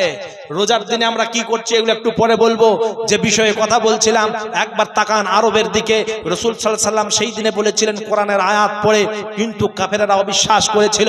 আজকে দেখেন, ইব্রাহিম আলাইহিস সালাম দোয়া করে দিয়েছিলেন সেই দিনে, রব্বানা রব্বানা আতিনা রব্বানা ইন্নী আসকানতু মিন যুররিয়াতি বিওয়াদিন গায়রি যী যারইন ইনদা বাইতিকাল মুহাররম রব্বানা লিয়ুকিমুস সালাতা ফাজআল আফিদাতাম মিনান নাস তাহবি ইলাইহিম। ওয়ারযুকহুম মিনাস সামারাতি লাআল্লাকুম তাশকুরুন। আল্লাহ রাব্বুল আলামিনের কাছে দোয়া করলেন, ওগো আল্লাহ, আমার সন্তান আমার পরিবারকে তোমার ঘরের কাছে আমি রেখে যাচ্ছি, তুমি তাদের পরওয়ারিশ করো, তাদেরকে নামাজ পড়ার তৌফিক দান করো, আর মানুষেরা যেন তাদের দিকে মনোনিবেশ করে। আজকে যদি মক্কা মদিনার কোনো মানুষ আছে, আমরা তাদেরকে শ্রদ্ধা করি না গালাগালাজ করি? গালিগালাজ করি না শ্রদ্ধা করি? বলেন, ভালোবাসা দিই কি দিই না? এইটা হচ্ছে ইব্রাহিম আলাইহিস সালামের দোয়া। কোরআন আল্লাহ পাক বলছেন যে ইব্রাহিম আলাইহিস সালাম এই দোয়াটা করে দিয়ে গেছেন। এই জন্য আজও মক্কা মদিনার মানুষেরা আমাদের কাছে সম্মান পায়, আদর পায়, যত্ন পায়, শ্রদ্ধা পায়, ভালোবাসা পায়। কিন্তু বর্তমানে সরকার মোহাম্মদ বিন সালমান তার মেয়েকে, তার ছেলেকে ইংরেজদের কালচারে পরিবেশিত করেছে, অক্সফোর্ডে পড়াশোনা করিয়েছে। সে এসে একটা একটা আইনকে, আল্লাহর হুকুমকে অমান্য করে সীমা লঙ্ঘন করছে। আল্লাহ বলছে, দেখ, মক্কার মধ্যে এমন বৃষ্টি দিয়ে দিল, এমন ঝড়ো হাওয়া দিয়ে দিল, যেটা ইতিপূর্বে কোনোদিন দেয় নাই। একটা লক্ষণ দেখালো যে শুধরে যা, এখনো সময় আছে, শুধরে যা। কারণ আল্লাহ পাক এইরকম করেন। আমরা দেখবেন অনেক সময় মাঠেতে যাই, মাঠেতে গিয়ে দেখলাম সাপ। দেখেছেন কোনোদিন এরকম হয়েছে? সামনে হয়েছে কোনোদিন? রাস্তায় দাঁড়িয়ে আছেন, গাড়ি দেখবেন খুব জোর চলে গেল, আপনি এইরকম করে ঘুরে উঠেছেন, এখন তো অ্যাক্সিডেন্ট করে দিত। এরকম কারো হয়েছে? হ্যাঁ। এরপর আল্লাহ কি বলছে দেখেন, ওয়াইন্না শানুগরিকুহুম ফালা সারিখা লাহুম ওয়ালা হুম ইউনকাযুন ইল্লা রাহমাতাম মিন্না ওয়া মাতাআন ইলাহিন। আল্লাহ বলছেন, বান্দারে, আমি ইচ্ছা করলে তোরে ডুবিয়ে দিতে পারতাম, তোরে শেষ করে দিতে পারতাম। তুই চিৎকার করতিস, তোর চিৎকার কেউ শুনতো না। তুই চিৎকার করতিস, তুই মারা যেতিস, তোর চিৎকার কেউ শুনতো না, কোনো উপকারে তোর আসতো না। কিন্তু আমি আল্লাহ রাব্বুল আলামিন তোর প্রতি রহম অবতরণ করেছি, তোর প্রতি দয়া করেছি। আমি তোর হায়াত আবার দিয়েছি, যাতে করে তোর সন্তান সন্ততি, তোর স্ত্রী পরিবার পরিজনের জন্য একটু পরওয়ারিশ করতে পারিস। সুবহানাল্লাহি ওয়া বিহামদিহি। আল্লাহ এরকম দয়া করে। তো এইরকম শিক্ষা দিয়ে দিল। দুবাইয়ের মতো জায়গায় গাড়িগুলো পর্যন্ত তাদের বাড়ির মধ্যে ঢুকে গেল, এত বৃষ্টি দিয়ে দিল, বন্যা হয়ে গেল, যেটা কল্পনাতীত, যেটা হওয়ার কোনোদিনও চান্স ছিল না, সেইটা আল্লাহ করে দেখাইছে। কি দেখাই নাই? হ্যাঁ, দুবাই হয় নাই, হয়েছে। এটা ওয়ার্নিং আল্লাহ পাক দিচ্ছেন যে আগামীতে আমি সাদ্দাদের মতো ডুবিয়ে দেবো, আমি কারুনের মতো শেষ করে দেবো। এটা করতে কিন্তু আমার সময় লাগবে না, কুন বলবো ফায়াকুন, সঙ্গে সঙ্গে হয়ে যাবে। এখন দেখেন, আফগানিস্তানের তালিবান যারা, এই তালিবান এরা কিন্তু রাসূল সাল্লাল্লাহু আলাইহি ওয়াসাল্লামের আদর্শে আদর্শিত হয়ে চলে। কিন্তু আমাদের দেশের সাংবাদিকতা যারা করে, সাংবাদিকরা খালি বলছিল তালিবান তালিবান, এরা তালিবানি আইন। আজ পর্যন্ত দেখেছেন যে তালিবানরা কোথাও অন্যায় ভাবে কাউকে হত্যা করে দিয়েছে? তালিবানরা কাউকে অন্যায় ভাবে গাছে টাঙিয়ে দিয়েছে? আমার দেশে মাওবাদীরা করেছে। তারপরে আপনার আমার দেশে যারা বড় বড় জাতির নামে উপাধি নিয়ে বসে আছে, তারা করেছে। তবরেজকে পিটিয়ে মেরেছে, আখলাককে পিটিয়ে মেরেছে, জুনাইদকে পিটিয়ে মেরেছে, আপনার নাসির ও জুনাইদকে আগুনে জ্বালিয়ে মেরেছে। এই রকম কত মানুষকে জুনাইদ হাফেজকে ট্রেনের মধ্যে ছুরিতে করে কুপিয়ে কুপিয়ে মেরেছে। দিল্লির মতো মসজিদের সামনে আমার মুসলমান ভাই হাফেজ ছেলে হেডফোন কিনতে গেছিল, তাকে মারতে মারতে শেষ করে দিয়েছে, শহীদ করে দিয়েছে। আমার দেশেও এরকম আতঙ্কবাদী রয়েছে, কিন্তু তাদের নাম পেপারের শিরোনামে আসে না। কারণ হলো এইগুলো সব হচ্ছে ঘুষখোর, এইগুলো মানবতাহীন। এরা মানুষ নামের জানোয়ার, মানুষ নামের জানোয়ারের থেকেও জানোয়ার। জানোয়ারেরা এদের নাম শুনলে লজ্জিত হয়। তারপরে দেখেন, ইসরায়েল বলে যে দেশটা আইসিস বানালো, আইসিস, এই আইসিস কোন মুসলমানদের সংগঠন নয়। কারণ আমার কাছে প্রমাণ রয়েছে, 2018 সালে আবু বকর আল মাসাদ, সে যখন আইসিসের লিডার হলো, তার 1 বছর আগে সে ছোট্ট প্যান্ট আর তার মুখে কোনো দাড়ি ফাড়ি কিচ্ছু ছিল না, সে দুটো নগ্ন নারীকে নিয়ে সুইমিং পুলে গা ধুচ্ছিল। সে একটা ইসরায়েলি সন্তান, সে একটা ইহুদিদের সন্তান, কিন্তু আইসিসের সে লিডার। কারণ হলো আমেরিকার যোগান দেয় আর আইসিস পরিচালনা করে ইসরায়েল। এটা হলো ইসরায়েলের প্রোডাক্ট, এরা কোনো মুসলমানের প্রোডাক্ট না। কারণ মুসলমানরা কোনোদিন কাউকে উচ্চ গলায় কথা বলতে পারে না, মুসলমান কাউকে গালি দিতে পারে না, মুসলমান কাউকে খুন করতে পারে না, মুসলমান কোনোদিনও কাউকে ধ্বংস করে দিতে পারে না। আল্লাহ বলেছেন ওয়ালা ইয়াজরিমান্নাকুম শানাআনু কওমিন আলা আল্লা তা'দিলু ইদিলু হুয়া আকরাবু লিত-তাকওয়া। হিংসার বশীভূত হয়ে কোন দলকে, কোন জাতিকে, কোন গোষ্ঠীকে তোমরা শেষ করে দিও না। আজ পর্যন্ত দেখাতে পারবেন যে ভারতবর্ষে আমরা যেখানে বাস করছি, পশ্চিম বাংলায় কোন একটা মুসলমান গ্রাম যেখানে মুষ্টিময় কোন একটা বিধর্মী জাতি বসবাস করে আর তার প্রতি মুসলমানরা টর্চার করে? দেখাতে পারবেন? কেউ দেখাতে পারবেন না। কিন্তু যে সমস্ত জায়গাগুলোয় মুসলমান কম, সেই জায়গায় মুসলমানদেরকে টর্চার করা হচ্ছে। তালিবানেরা যখন দৃঢ় বিশ্বাসের সাথে খ্রিস্টানদের সঙ্গে, ইহুদিদের সঙ্গে, আমেরিকার সঙ্গে যুদ্ধ করলো, আল্লাহ এই যুদ্ধে তাদেরকে বিজয়ী দান করিয়ে দিয়েছেন। আল্লাহ বলছেন কাম মিন ফিয়াতিন কলিবাতিন গলাবাত ফিয়াতান কাসীরাতাম বিইذনিল্লাহ। এই রকম কত ছোট্ট ছোট্ট দলকে আমি বিশাল বিশাল বাহিনীর সঙ্গে বিজয়ী দান করিয়ে দিয়েছি। আপনাদের ইমাম সাহেব বলছিল না যে মুতার যুদ্ধের দিকে লক্ষ্য করে দেখো, বদরের যুদ্ধের দিকে লক্ষ্য করে দেখো, আর বর্তমানে আফগানিস্তানের দিকে দেখো। যে বলছিল সুপার পাওয়ার, তাকে লেজ গুটিয়ে পালিয়ে যেতে হলো। কিন্তু এখানে শিক্ষার বিষয় হলো, দেখার বিষয় হলো, গর্বের বিষয় হলো, প্রত্যেকটা মুসলমানের গর্বের বিষয় যে যেই দিন আফগানিস্তান তালিবানেরা যেই দিন দখল নিল, সেই দিন তারা এলান করে দিল, আমাদের ভারতবর্ষের মিডিয়ারা বলতে শুরু করে দিল, এই দেখো তালিবানরা দেশ নিয়েছে, এরপরে আর একটাও ভারতীয়রা বাঁচবে না, আর একটাও ওখানে নারীরা বাঁচবে না, নারীদের ইজ্জত চলে যাবে, মাসুমরা জান চলে যাবে, একটাও কেউ যারা বিদেশি রয়েছে তারা কেউ ফিরে আসতে পারবে না, তাদেরকে হত্যা করে দেবে। কিন্তু আফগানিস্তানের যারা লিডার, যারা তালিবানদের লিডার, তারা পাক্কা মুসলিম, তারা বলল শুনে নাও, তোমাদের গায়ে একটা হাত দেওয়া হবে না, তোমরা যদি বলো আমার দেশে থাকবো তো তোমাদেরকে সসম্মানে সেই জায়গায় রাখা হবে, আর যদি বলো যে না আমরা এই দেশ ত্যাগ করে চলে যাব তো সসম্মানে তোমাদেরকে তোমাদের দেশে ফিরিয়ে দেওয়া হবে। এই কথাটা যখন আমাদের কলকাতার একটা ছেলে বিবৃতি দিয়েছিল, তার পিছনেও আমাদের এই দেশের গোবরখোর যে মানুষ রয়েছে তারা তার পিছনে লেগে গেছিল, সাংবাদিকরা পর্যন্ত তাকে মারতে পর্যন্ত গেছে, তার নামে কেস পর্যন্ত দারাজ করেছিল। তাহলে এইটা কোন দেশ? এইটা কোন দেশে আমরা রয়েছি? এই জায়গাটা কোন জায়গা? এর পরিবেশটা একদিন কেমন ছিল, আজকে কেমন হয়ে গেল? যেই দিন ইংরেজরা আমাদের এখানে দখল করে নিয়েছিল, সেই দিনে হিন্দু মুসলিম সব এক জায়গায় এসে তাদেরকে বিতাড়িত করার জন্য লেগে পড়েছিল। আজকে আমাদের এই যে একটা দেখবেন ব্যাং আছে, ব্যাং, এই যে হলদিয়ার দিকে একটা ব্যাং আছে, শুভেন্দু, একদিন বক্তব্য দিয়েছে যে ও পশ্চিম বাংলার মানুষেরা শোনো, এই দাঙ্গাবাজিদের কথা তোমরা শোনো না, কারণ এই ভারতবর্ষে জিহাদের ফতোয়া দারুল উলুম দেওবন্দ থেকে দেওয়া হয়েছিল। তার মুখের বক্তব্য এটা আমার না। এই বক্তব্যটা কে দিয়েছে? শুভেন্দু অধিকারী দিয়েছে। ভিডিও ক্লিপ এখনো রয়েছে, দেখবেন ফেসবুকে ঘোরাঘুরি হচ্ছে। সে নাকি শাহাবুদ্দিনদের ঘরে 3 বাটি কুরবানির সময় গরুর মাংসও খেয়েছে, এখন বলছে না গরুর মাংস খাওয়া যাবে না, এখন সে সাধু হয়ে গেছে। এইরকম কত লোক মাংস খাচ্ছে। ভারতবর্ষে যত মাংস এক্সপোর্টার রয়েছে, বিফ এক্সপোর্টার রয়েছে যারা, একটাও মুসলিমদের না, সব অমুসলিমদের। আল কাবির, আল মাদানি, আল আরাবি, এগুলো সব বড় বড় হিন্দুত্ববাদীদের, একটাও মুসলমানদের না।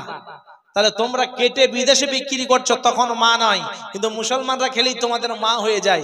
আমিও মাঝে মাঝে বলি আমাদের ছাগল বাহিনী করা দরকার, যে রাসূলুল্লাহ সাল্লাল্লাহু আলাইহি ওয়াসাল্লাম এককালীন ছাগল চড়িয়েছে, তাহলে ছাগল বাহিনী একটা যদি হয়, তাহলে সেই দিনে কি করবি ভাব, এরপরে কোন দিকে ছুটবি রাস্তা খুঁজে পাবি না।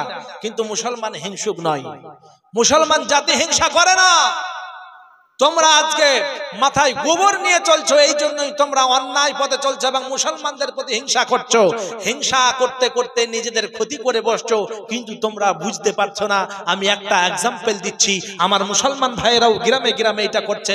উত্তরপ্রদেশে যেয়ে দেখেন, আপনার কি বলছিলাম ওইটা, আপনার উত্তরাখণ্ডে যেয়ে দেখেন, জম্মুতে দেখেন, পাঞ্জাবে দেখেন, কত কত জায়গায় মুসলমানদের প্রতি অত্যাচার হচ্ছে। কিন্তু পশ্চিম বাংলায় আমরা যারা রয়েছি, আমরা তো মুসলমানদের প্রতি অত্যাচার দেখতে পাই নাই। এই জন্য নিজেরাই নিজেদের মধ্যে অত্যাচার করছি। কোন বিধর্মীদের গায়ে খোঁজ নিয়ে দেখেন কোন গোষ্ঠীদ্বন্দ্ব হয়ে মারামারি হয়েছে নাকি? কিন্তু আজকে আমাদের মুসলমান গ্রামগুলোই মুসলমানকে মারছে। বাগটুই কাণ্ড হলো রামপুর হাটে, বাগটুই কাণ্ড হয় নাই, শুনেছিলেন ব্যাপারে? কি করে করতে পারে এই মুসলমান? কত নিচে নেমে গেল যে নিজের জাতিকে, যে কোনো জাতি হোক না কেন, সে একটা মানুষ, একজন দুইজন নারী ছিল, দুইজন পুরুষ ছিল, তাদের ছোট ছোট সন্তান ছিল, ঘরের মধ্যে গ্যাস দিয়ে আগুন জ্বালিয়ে দিল, সব পুড়ে ছারখার হয়ে গেল। আহা, কয়লার মতো। ভাবতে পারেন এরা কত নিষ্ঠুর? শয়তান এদের দেখলে লজ্জা পায়। যেদিন আযাবটা তোমাদের প্রতি চলে আসবে সেই দিন আর এই রকম করতে পারবে না, তখন এক জায়গায় কোণঠাসা হয়ে যাবে। এই জন্যই আগেই ভাবেন আপনি যার বিরুদ্ধে কথা বলছেন সে কে, আপনি যার জন্য ষড়যন্ত্র করছেন সে কে, আপনি যার জন্য মারপিট করতে চাচ্ছেন সে কে। একবার ভাবেন কালকে আপনার এই পদটা, এই জায়গাটা, এই শক্তিটা, এই দলবল থাকবে না, তখন তোমার কি অবস্থা হবে? তুমি কি কোনোদিন খুঁজে ভেবেছো? তুমি কি ভেবে দেখেছো? একবার ভাবো, চিন্তা করো। হিংসা করলে কি হয় দেখেন, একটা এক্সাম্পল দিচ্ছি। আপনাদের গ্রামটা হচ্ছে সন্দীপুর, তাই তো? এই সন্দীপুরের একজন ধরুন নাম হচ্ছে আপনার তবরেজালি। তো তবরেজালি মাঠে চাষ করতে গেছে, চাষ করতে গিয়ে একটা প্রদীপ পেয়েছে। প্রদীপ বোঝেন তো?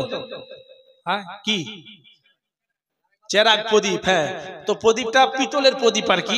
প্রদীপটা পাওয়ার পরেই চাষিবাসীর মাথায় বা কোমরে গামছা থাকে, গামছাটা খুলে তাড়াতাড়ি ঘষতে গেছে। যেই ঘষছে একটা, এটা কিন্তু গল্প বলছি, হাদিস কোরআন না। কালকে আবার বলেন না মৌলভী সাহেব ওই হাদিসটা কোথায় আছে বলেন তো।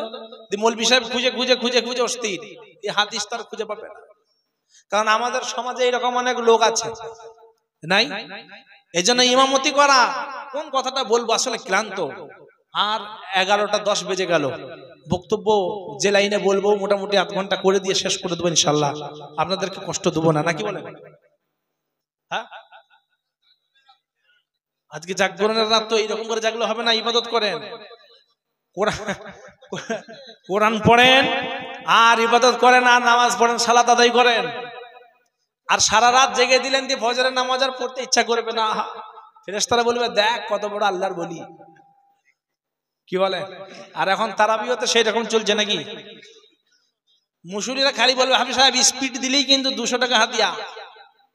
স্পিড দিলি, স্পিড যদি না হয় এই হাফিজ সাহেবটা ভালো নয় রে, মোটেই ভালো না। আর স্পিড দিয়ে পড়ুক, হাফিজ সাহেব ছিল সেইটা। আর দেখবেন গ্রামে যে ইমামটা উপস্থিত থাকবে তাকে কোনোদিনও পছন্দ করবে না। তার কাছে খালি বলবে আগে একটা ইমাম সাহেব ছিল বুঝলেন, ওই রকম ইমাম আমার জীবনে দেখি নাই। হেরে জানোয়ার, তুই যদি সেই রকম ইমামের মতো দেখিস না, তুই এখনো পর্যন্ত মানুষ হয়নিস কেন বল? এই ইমামটাকে দেখে তোকে এটা বলতে ইচ্ছা করছে? একজনা বলছে আমাদের একটা ইমাম ছিল, মোটামুটি ঘর থেকে ইমামখানা থেকে কোনোদিনও বের হতো না। আমরা তার কি ফেরেশতা ছিল নাকি? আচ্ছা, সে যদি ওই রকমই করতো তা তুই কেন এখনো হিদায়াত পেলি না বল? তুই কেন এখনো নামাজ হলি না বল? তুই কেন এখনো নামাজি হলি না? এখনো কেন রোজা রাখলি না? এখনো কেন মুসলমান হলি না বল? কেন এই ফুটুনিগুলো করিস একটা ইমাম সাহেবকে ছোট করে দেখানোর জন্য? এই জন্য আমাদের সমাজে আজকে দেখবেন মাদ্রাসায় কেউ পড়াতে চাচ্ছে না। আমার একটা বন্ধু একদিন বলছে ইমামতি করার যা জ্বালা রে ভাই, আর ইমামতি করবো না, মনে করছে ব্যবসায় করবো। তোমাদের একটা গল্প শুনে যা, বলে কি আমিও একটা তখন আর একটা কিছু জিনিস একটু এদিক সেদিক করে ঢুকিয়ে দেখলাম সত্যিকারের এইটা একটা গল্পই আপনারা মনে করতে পারেন। মানে ইমামতি করতে গেছে, ইমামতি করতে গিয়ে বায়ান করেছে।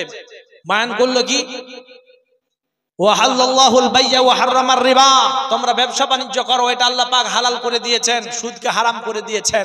যারা হাতের কামাই করে খায়, রাসূল সাল্লাল্লাহু আলাইহি সাল্লাম একদিন মুসাফা করলেন, মুসাফা করার পরে দেখছে তার হাতগুলো শক্ত। বলল তোমার হাত শক্ত কেন? বলল আল্লাহর রাসূল সাল্লাল্লাহু আলাইহি সাল্লাম আমি পাথর ভেঙে জীবন যাপন করি, জীবিকা অর্জন করি।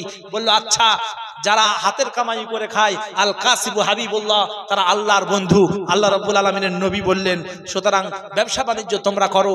ওয়াহাল্লাল্লাহুল বাইয়া ওয়া হারামার রিবা, সুদ খেও না, সুদটাকে আল্লাহ হারাম করে দিলেন। ইয়া আইয়ুহাল্লাযীনা আমানু ওয়াযারু মা বাকিয়া মিনার রিবা, হে ঈমানদারেরা সুদের অংশটা তোমরা খেও না, ওইটা ছেড়ে দাও। যেই এই বয়ান করেছে সুদ নিয়ে বয়ান, জুমার নামাজ হতে না হতে ইমামখানায় সেক্রেটারি এসে বলছে ইমাম সাহেব বয়ানটা কে করতে বললো? বললো কেন? কেউ বলে নাই তো, এটা আমি করেছি। সমাজে আজকে সবাই দেখছি সুদের দিকে ধাবিত হয়ে যাচ্ছে, এই জন্যই।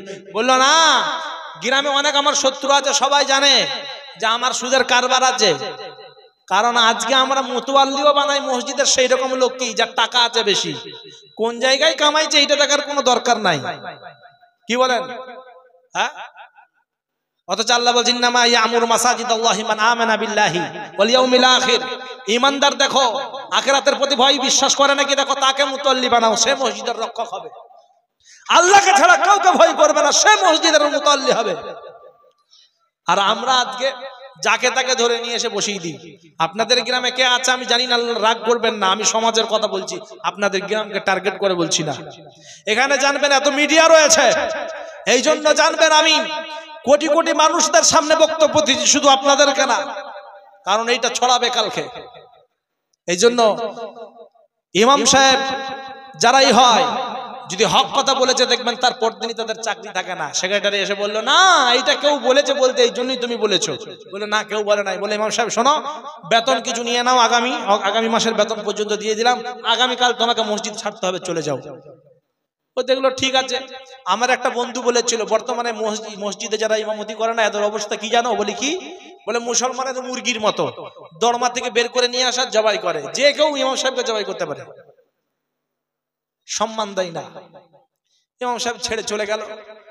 পরে যেখানে গেছে অন্য একটা মসজিদে, তখন আবার মনে পড়ে গেল যে সুদ নিয়ে আর কথা কোনোদিনও বলবো না।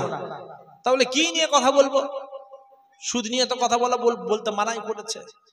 তখন সে একদিন বয়ান করতে লেগে গেল যে জমি জায়গা কেউ কিন্তু পরের দখল করো না, হারাম খেও না। আল্লাহ বলেছেন ইয়া আইয়ুহাল্লাযীনা আমানু কুলু মিন তাইয়্যিবাতি মা রাযাকনাহুম ওয়াশকুরু লিল্লাহি ইন কুনতুম ইয়্যাহু তা'বুদুন। হে ঈমানদাররা, যদি আল্লাহর প্রকৃত বান্দা হতে চাও তাহলে পেটে যে খাবারটা দেবে এটা হালাল এবং তৈয়ব হতে হবে, রুচিসম্মত হতে হবে, তবেই তোমরা আল্লাহর বান্দা হতে পারবে, মেহবুব বান্দা হতে পারো। যেই এই বক্তব্য দিয়েছে বাস, সেইখানেরও সেক্রেটারি ছিল, লোকের জমি জায়গা দখল করে রেখেছে। বললো বলো এটা কেউ নিশ্চয়ই বলতে বলেছে। বললো না, বলে চাকরি তোমার নাই, চলে যাও, তুমি লোকের কথা শুনে বক্তব্য দাও। বাস, শেষ হয়ে গেল। এরপরে যে জায়গায় ইমামতি ঢুকেছে প্রতিজ্ঞা নিয়ে নিয়েছে আজ ছেলেদের নিয়ে কোনো বয়ানই করবো না, যা বলবো সব মেয়েদের জন্য, কারণ মেয়েরা মসজিদে তো আসে না। বয়ান করতে শুরু করে দিয়েছে, ওয়াকারনা ফি বুয়ুতিকুন্না ওয়ালা তাবাররাজনা তাবাররুজাল জাহিলিয়াতিল উলা। হে ঈমানদার নারীরা, তোমরা ঠাক ঠমাক করে আইয়ামে জাহিলিয়াত যুগের নারীদের মতো চলাফেরা করো না, পর্দা করো। যেই পর্দার বয়ান করা হয়ে গেল,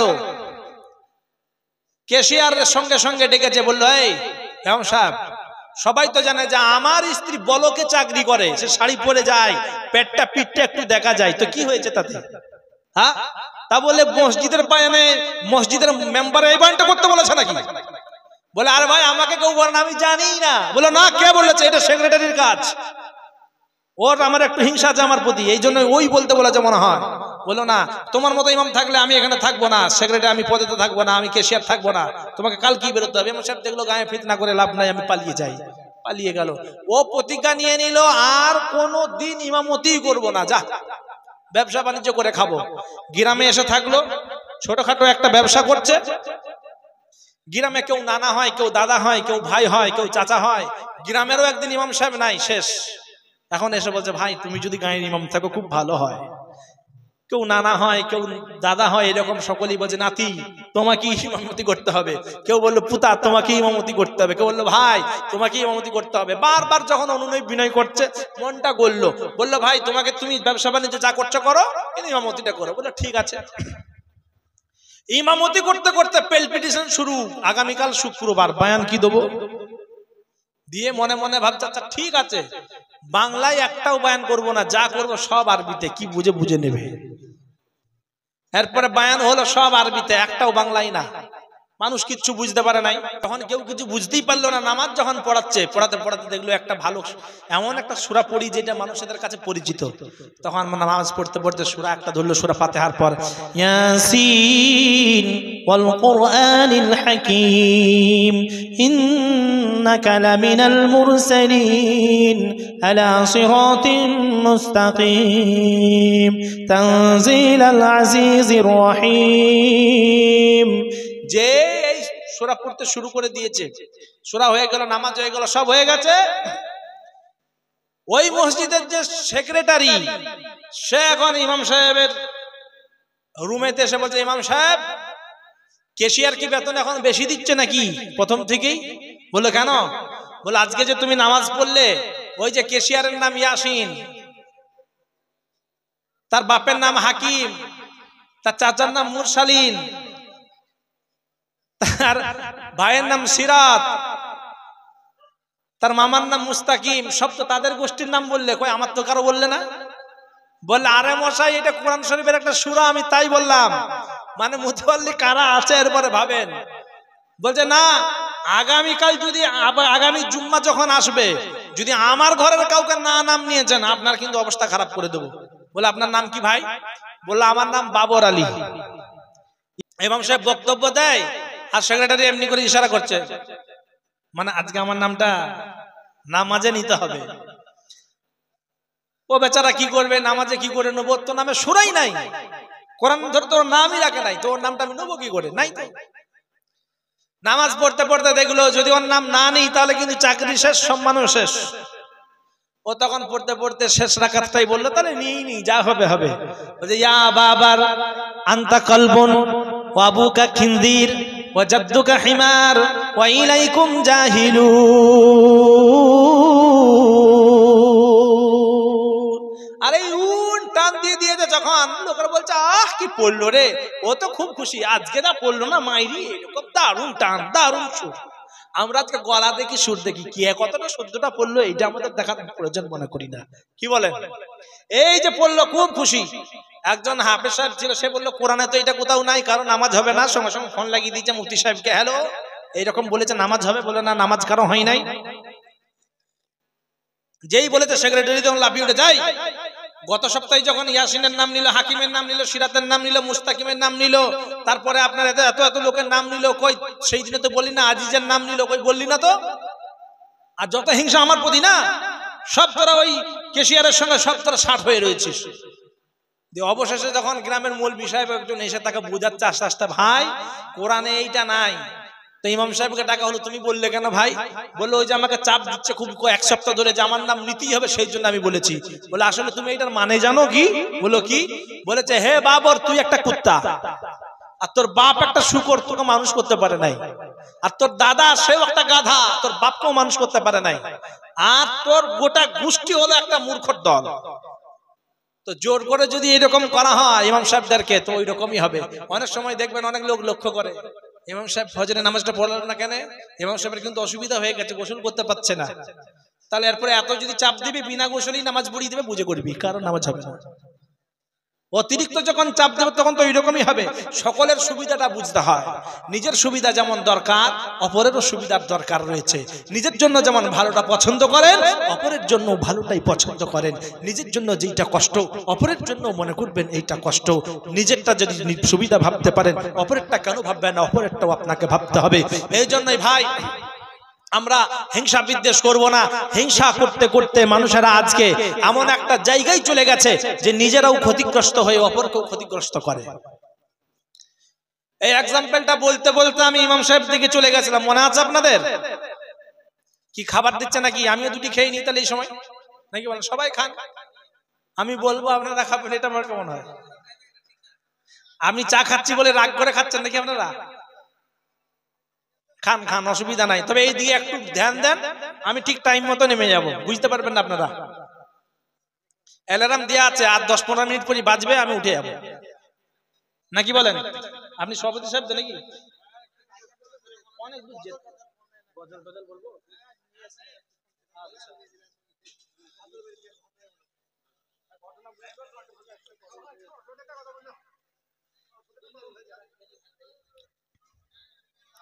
সব বলবো, দাঁড়ান।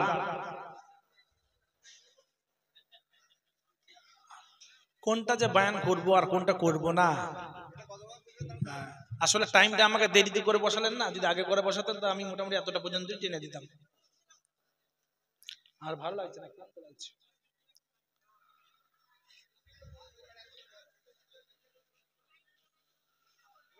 কি গজল বলবো? বাংলা না উর্দু না হিন্দি না আরবি?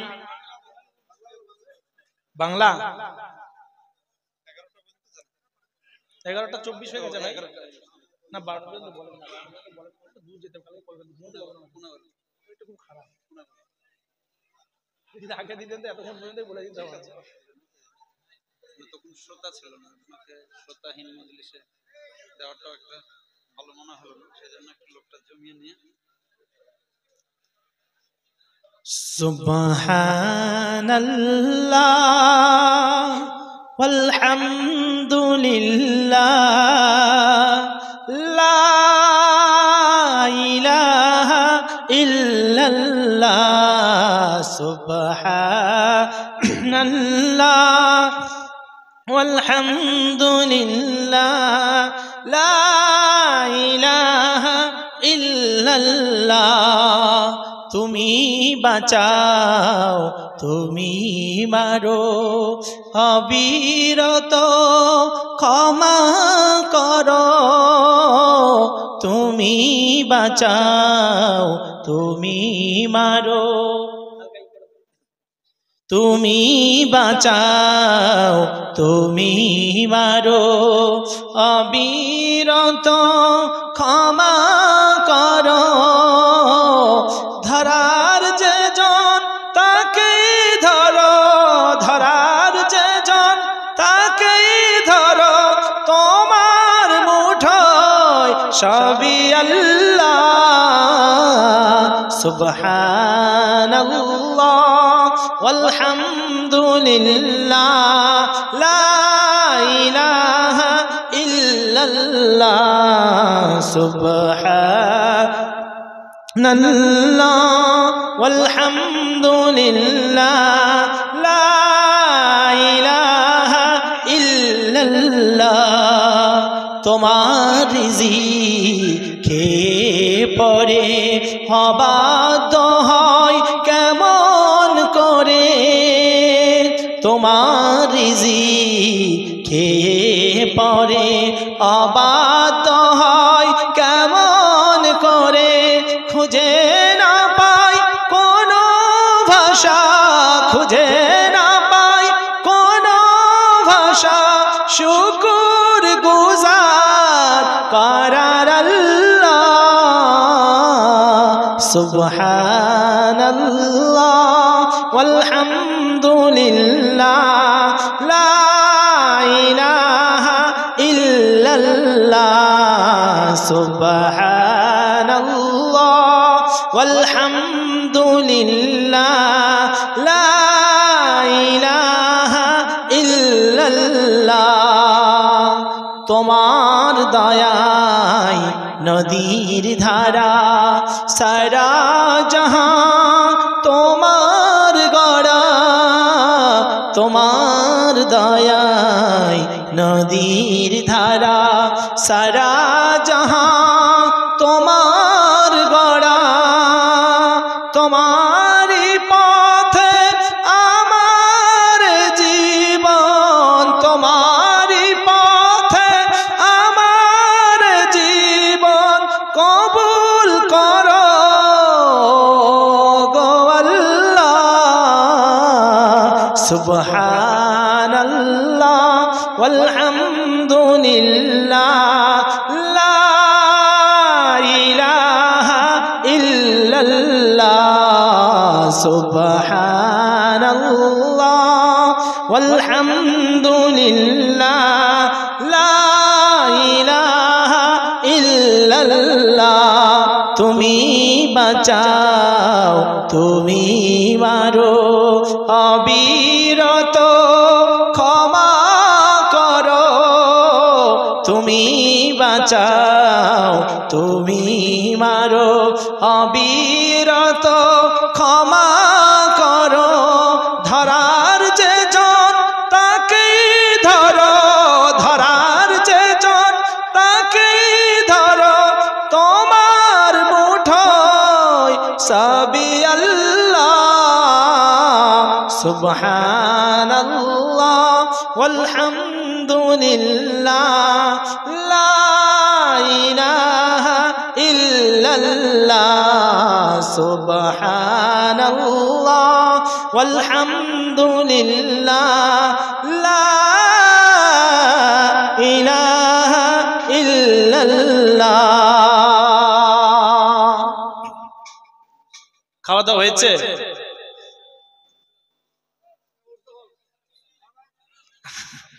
এরা বলছে সব বলবো, সব বলবে ইনশাল্লাহ, বলে দিয়ে চলে যাবো।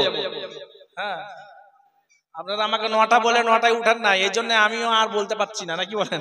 তাও বলছি আপনারা যখন বলছেন, কিন্তু সামনের লোকগুলো কোথায় গেল? এই কথাটা বলি, দুটো ছোট ছোট ঘটনা বলবো, দিয়ে শেষ করে দেবো। তো এক্সাম্পলটা হচ্ছে যে হিংসা নিয়ে যে কথাটা বলছিলাম, দেশ বিদেশ প্রদেশ এবং আমাদের সমাজে, আমাদের রাজ্যে, আমাদের গ্রামগঞ্জে যেগুলো আমরা করছি, দেখেন একে অপরের প্রতি হিংসা। অথচ এই যে লাইলাতুল কদরের রাত্রি আমরা খুঁজছি, কবে কবে খুঁজতে হয়? 21, 23 নাকি 25, 27 আর একটা 29 বিজোড় রাত্রিতে খুঁজতে বলেছেন। আবার অন্য রেওয়ায়াতে জোড় রাত্রি, তো মানে শেষের 10 দিনটা যদি পরিপূর্ণ খুঁজতে পারেন আরো ভালো, গোটা রমজান মাস খুঁজতে পারলে আরো ভালো, আর যদি দৈনন্দিন খুঁজেন তাহলে আরো ভালো। সবগুলোই রেওয়ায়াত আছে, কোনটা কি আপনি ফেলতে পারবেন না, কোনটা কি অস্বীকার করতে পারবেন না। এই জন্য একে অপরের প্রতি আঙুল তুলা না, আপনি যেটা আমল করছেন করেন, অপরে যেটা করছে তাকে করতে দেন, তবে বিদাতীদেরকে স্থান দেবেন না। বুঝতে পেরেছেন? বিদাতীদের স্থান দেবেন না। একটা বিদাত যে করে সেখানে আল্লাহ রাব্বুল আলামিন লানত দেয় যারা বিদাতীদেরকে আশ্রয় দেয়। আমার ভাইরা, আজকে পশ্চিম বাংলার বুকে আমাদের গ্রামগঞ্জে যদি দেখেন যে একজনে মোটরসাইকেল কিনে নিয়ে আসলো, অপর ঘরে তো তখন আলোচনা শুরু করে দিল, জানিস অমুকের বেটা মোটরসাইকেল নিয়ে যে টাকা পাচ্ছে কোথায়, বলতে কি মনে হয় চুরি ডাকাতি করছে কোথাও। এই কথা আপনাদের এখানে বলে না, নাকি বলেন? কেউ যদি গাড়ি কিনে নিয়ে আসে, বাস মাথা খারাপ। কিছু মানুষ তো সুগার বেরিয়ে যাবে এমনিতেই, খালি লোকের কিছু একটা উন্নতি দেখে, কে কি করে উন্নতি করলো, কেমন করে করলো, এই যে ধারণা যদি করেন, এইটাই হচ্ছে আপনার সব থেকে বড় ক্ষতি। আপনি হারাম খাচ্ছেন। এই রোজার মাস, রোজা নিয়ে মনে করেছিলাম, তাকুয়া নিয়ে মনে করেছিলাম বায়ান একটু করব, কিন্তু সময় আর নাই। হিংসার বায়ান করি, শেষ করে দিই। আর রোজা যদি অন্যদিন কোনোদিন আল্লাহ পাক আনায় কোনো জায়গায় ইনশাল্লাহ, বা রোজার মাসে আগামী বছর হোক, বা তার পরের বছর হোক, বা তারপরে বছর হোক, তার পরে বছর হোক, কখনো যদি হয় ইনশাল্লাহ বলবো। এখন আর বলার সময় নাই, যেহেতু এইটা বলে ফেলেছিলাম, এইটা বলে দিই। এবং আমার চাচারা যারা পিছনে বসে রয়েছে, এরা 2-4টা ঘটনা শুনতে চাচ্ছেন, তো ঘটনা আমি এই সম্পর্কেই বলবো ইনশাল্লাহ। তারপরে আমি বিদায় নেব, আমার জন্য দোয়া করবেন, আমিও আপনাদের জন্য দোয়া করব আর করছি। আমার ভাইরা, এক্সাম্পল দিচ্ছিলাম যে আপনাদের গ্রাম এইটা হচ্ছে সন্দীপুর, আর এখানে ধরুন চাষ করতে গেছে তোবরেজালি, একটা পেয়েছে কি বললাম, হ্যাঁ, প্রদীপ। এই প্রদীপটা কিসের? পিতলের। সে কাঁধের থেকে হোক, মাথার থেকে হোক, গামছা নিয়ে এসে যেই ঘষেছে, তখন আপনার ওই কি বের হলো, একটা দৈত্য বের হয়ে এসেছে। দৈত্য বেরিয়ে বলছে, মালিক আমি আপনার গোলাম, আপনি যা চাইবেন আপনি তাই পাবেন, কিন্তু একটা জিনিস লক্ষ্য করবেন। বললো কি?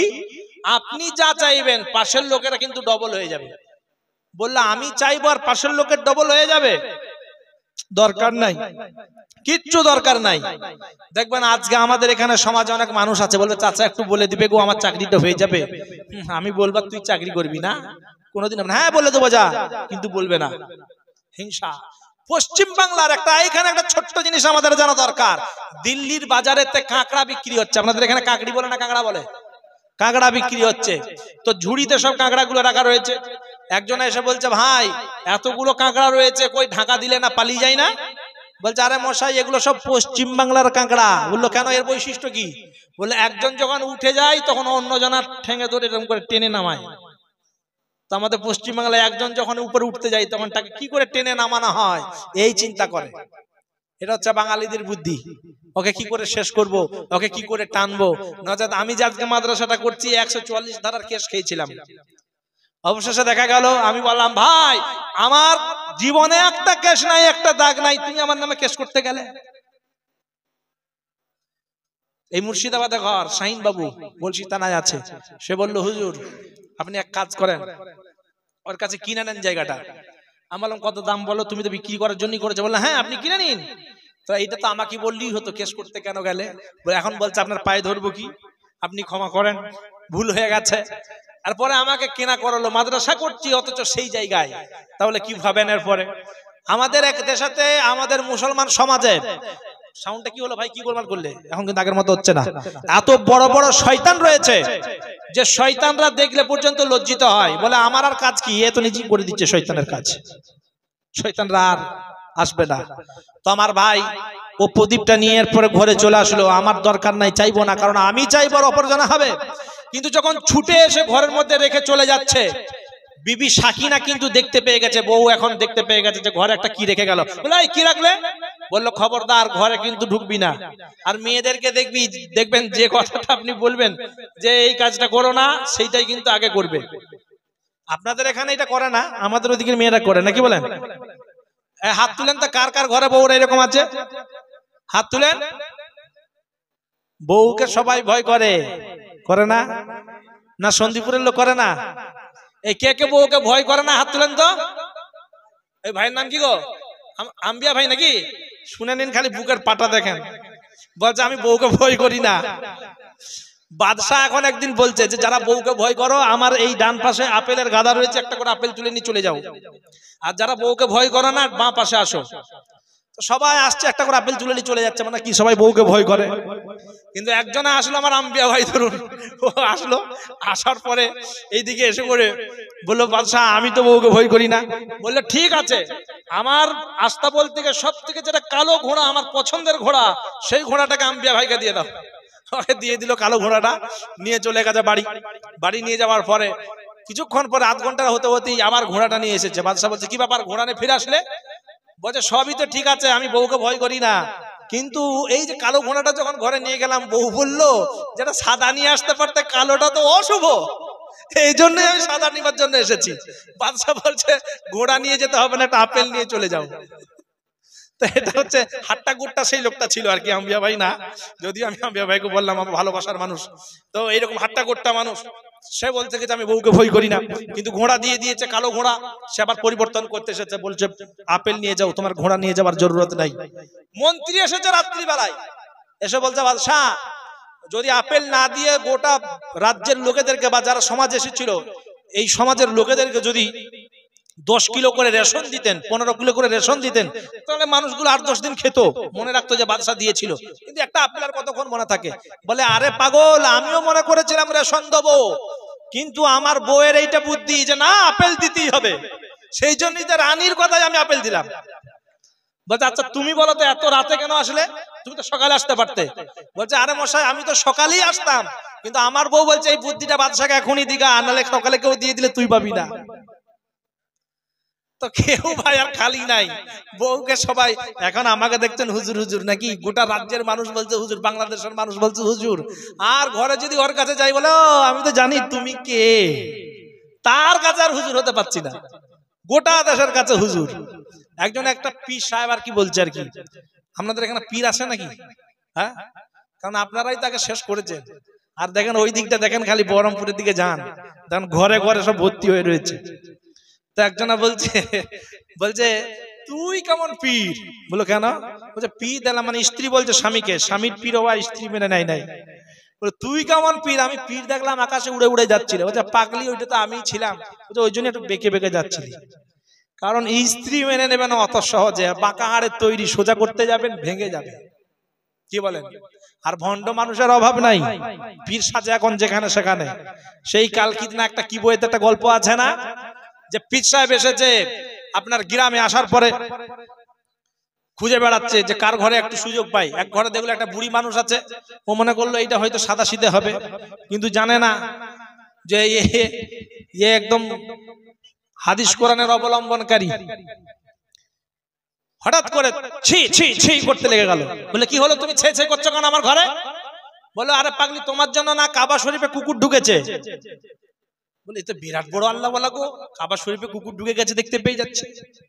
বলছে ঠিক আছে দুপুর বেলায় আমার ঘরেই খাবার খাবে। বললো ঠিক আছে।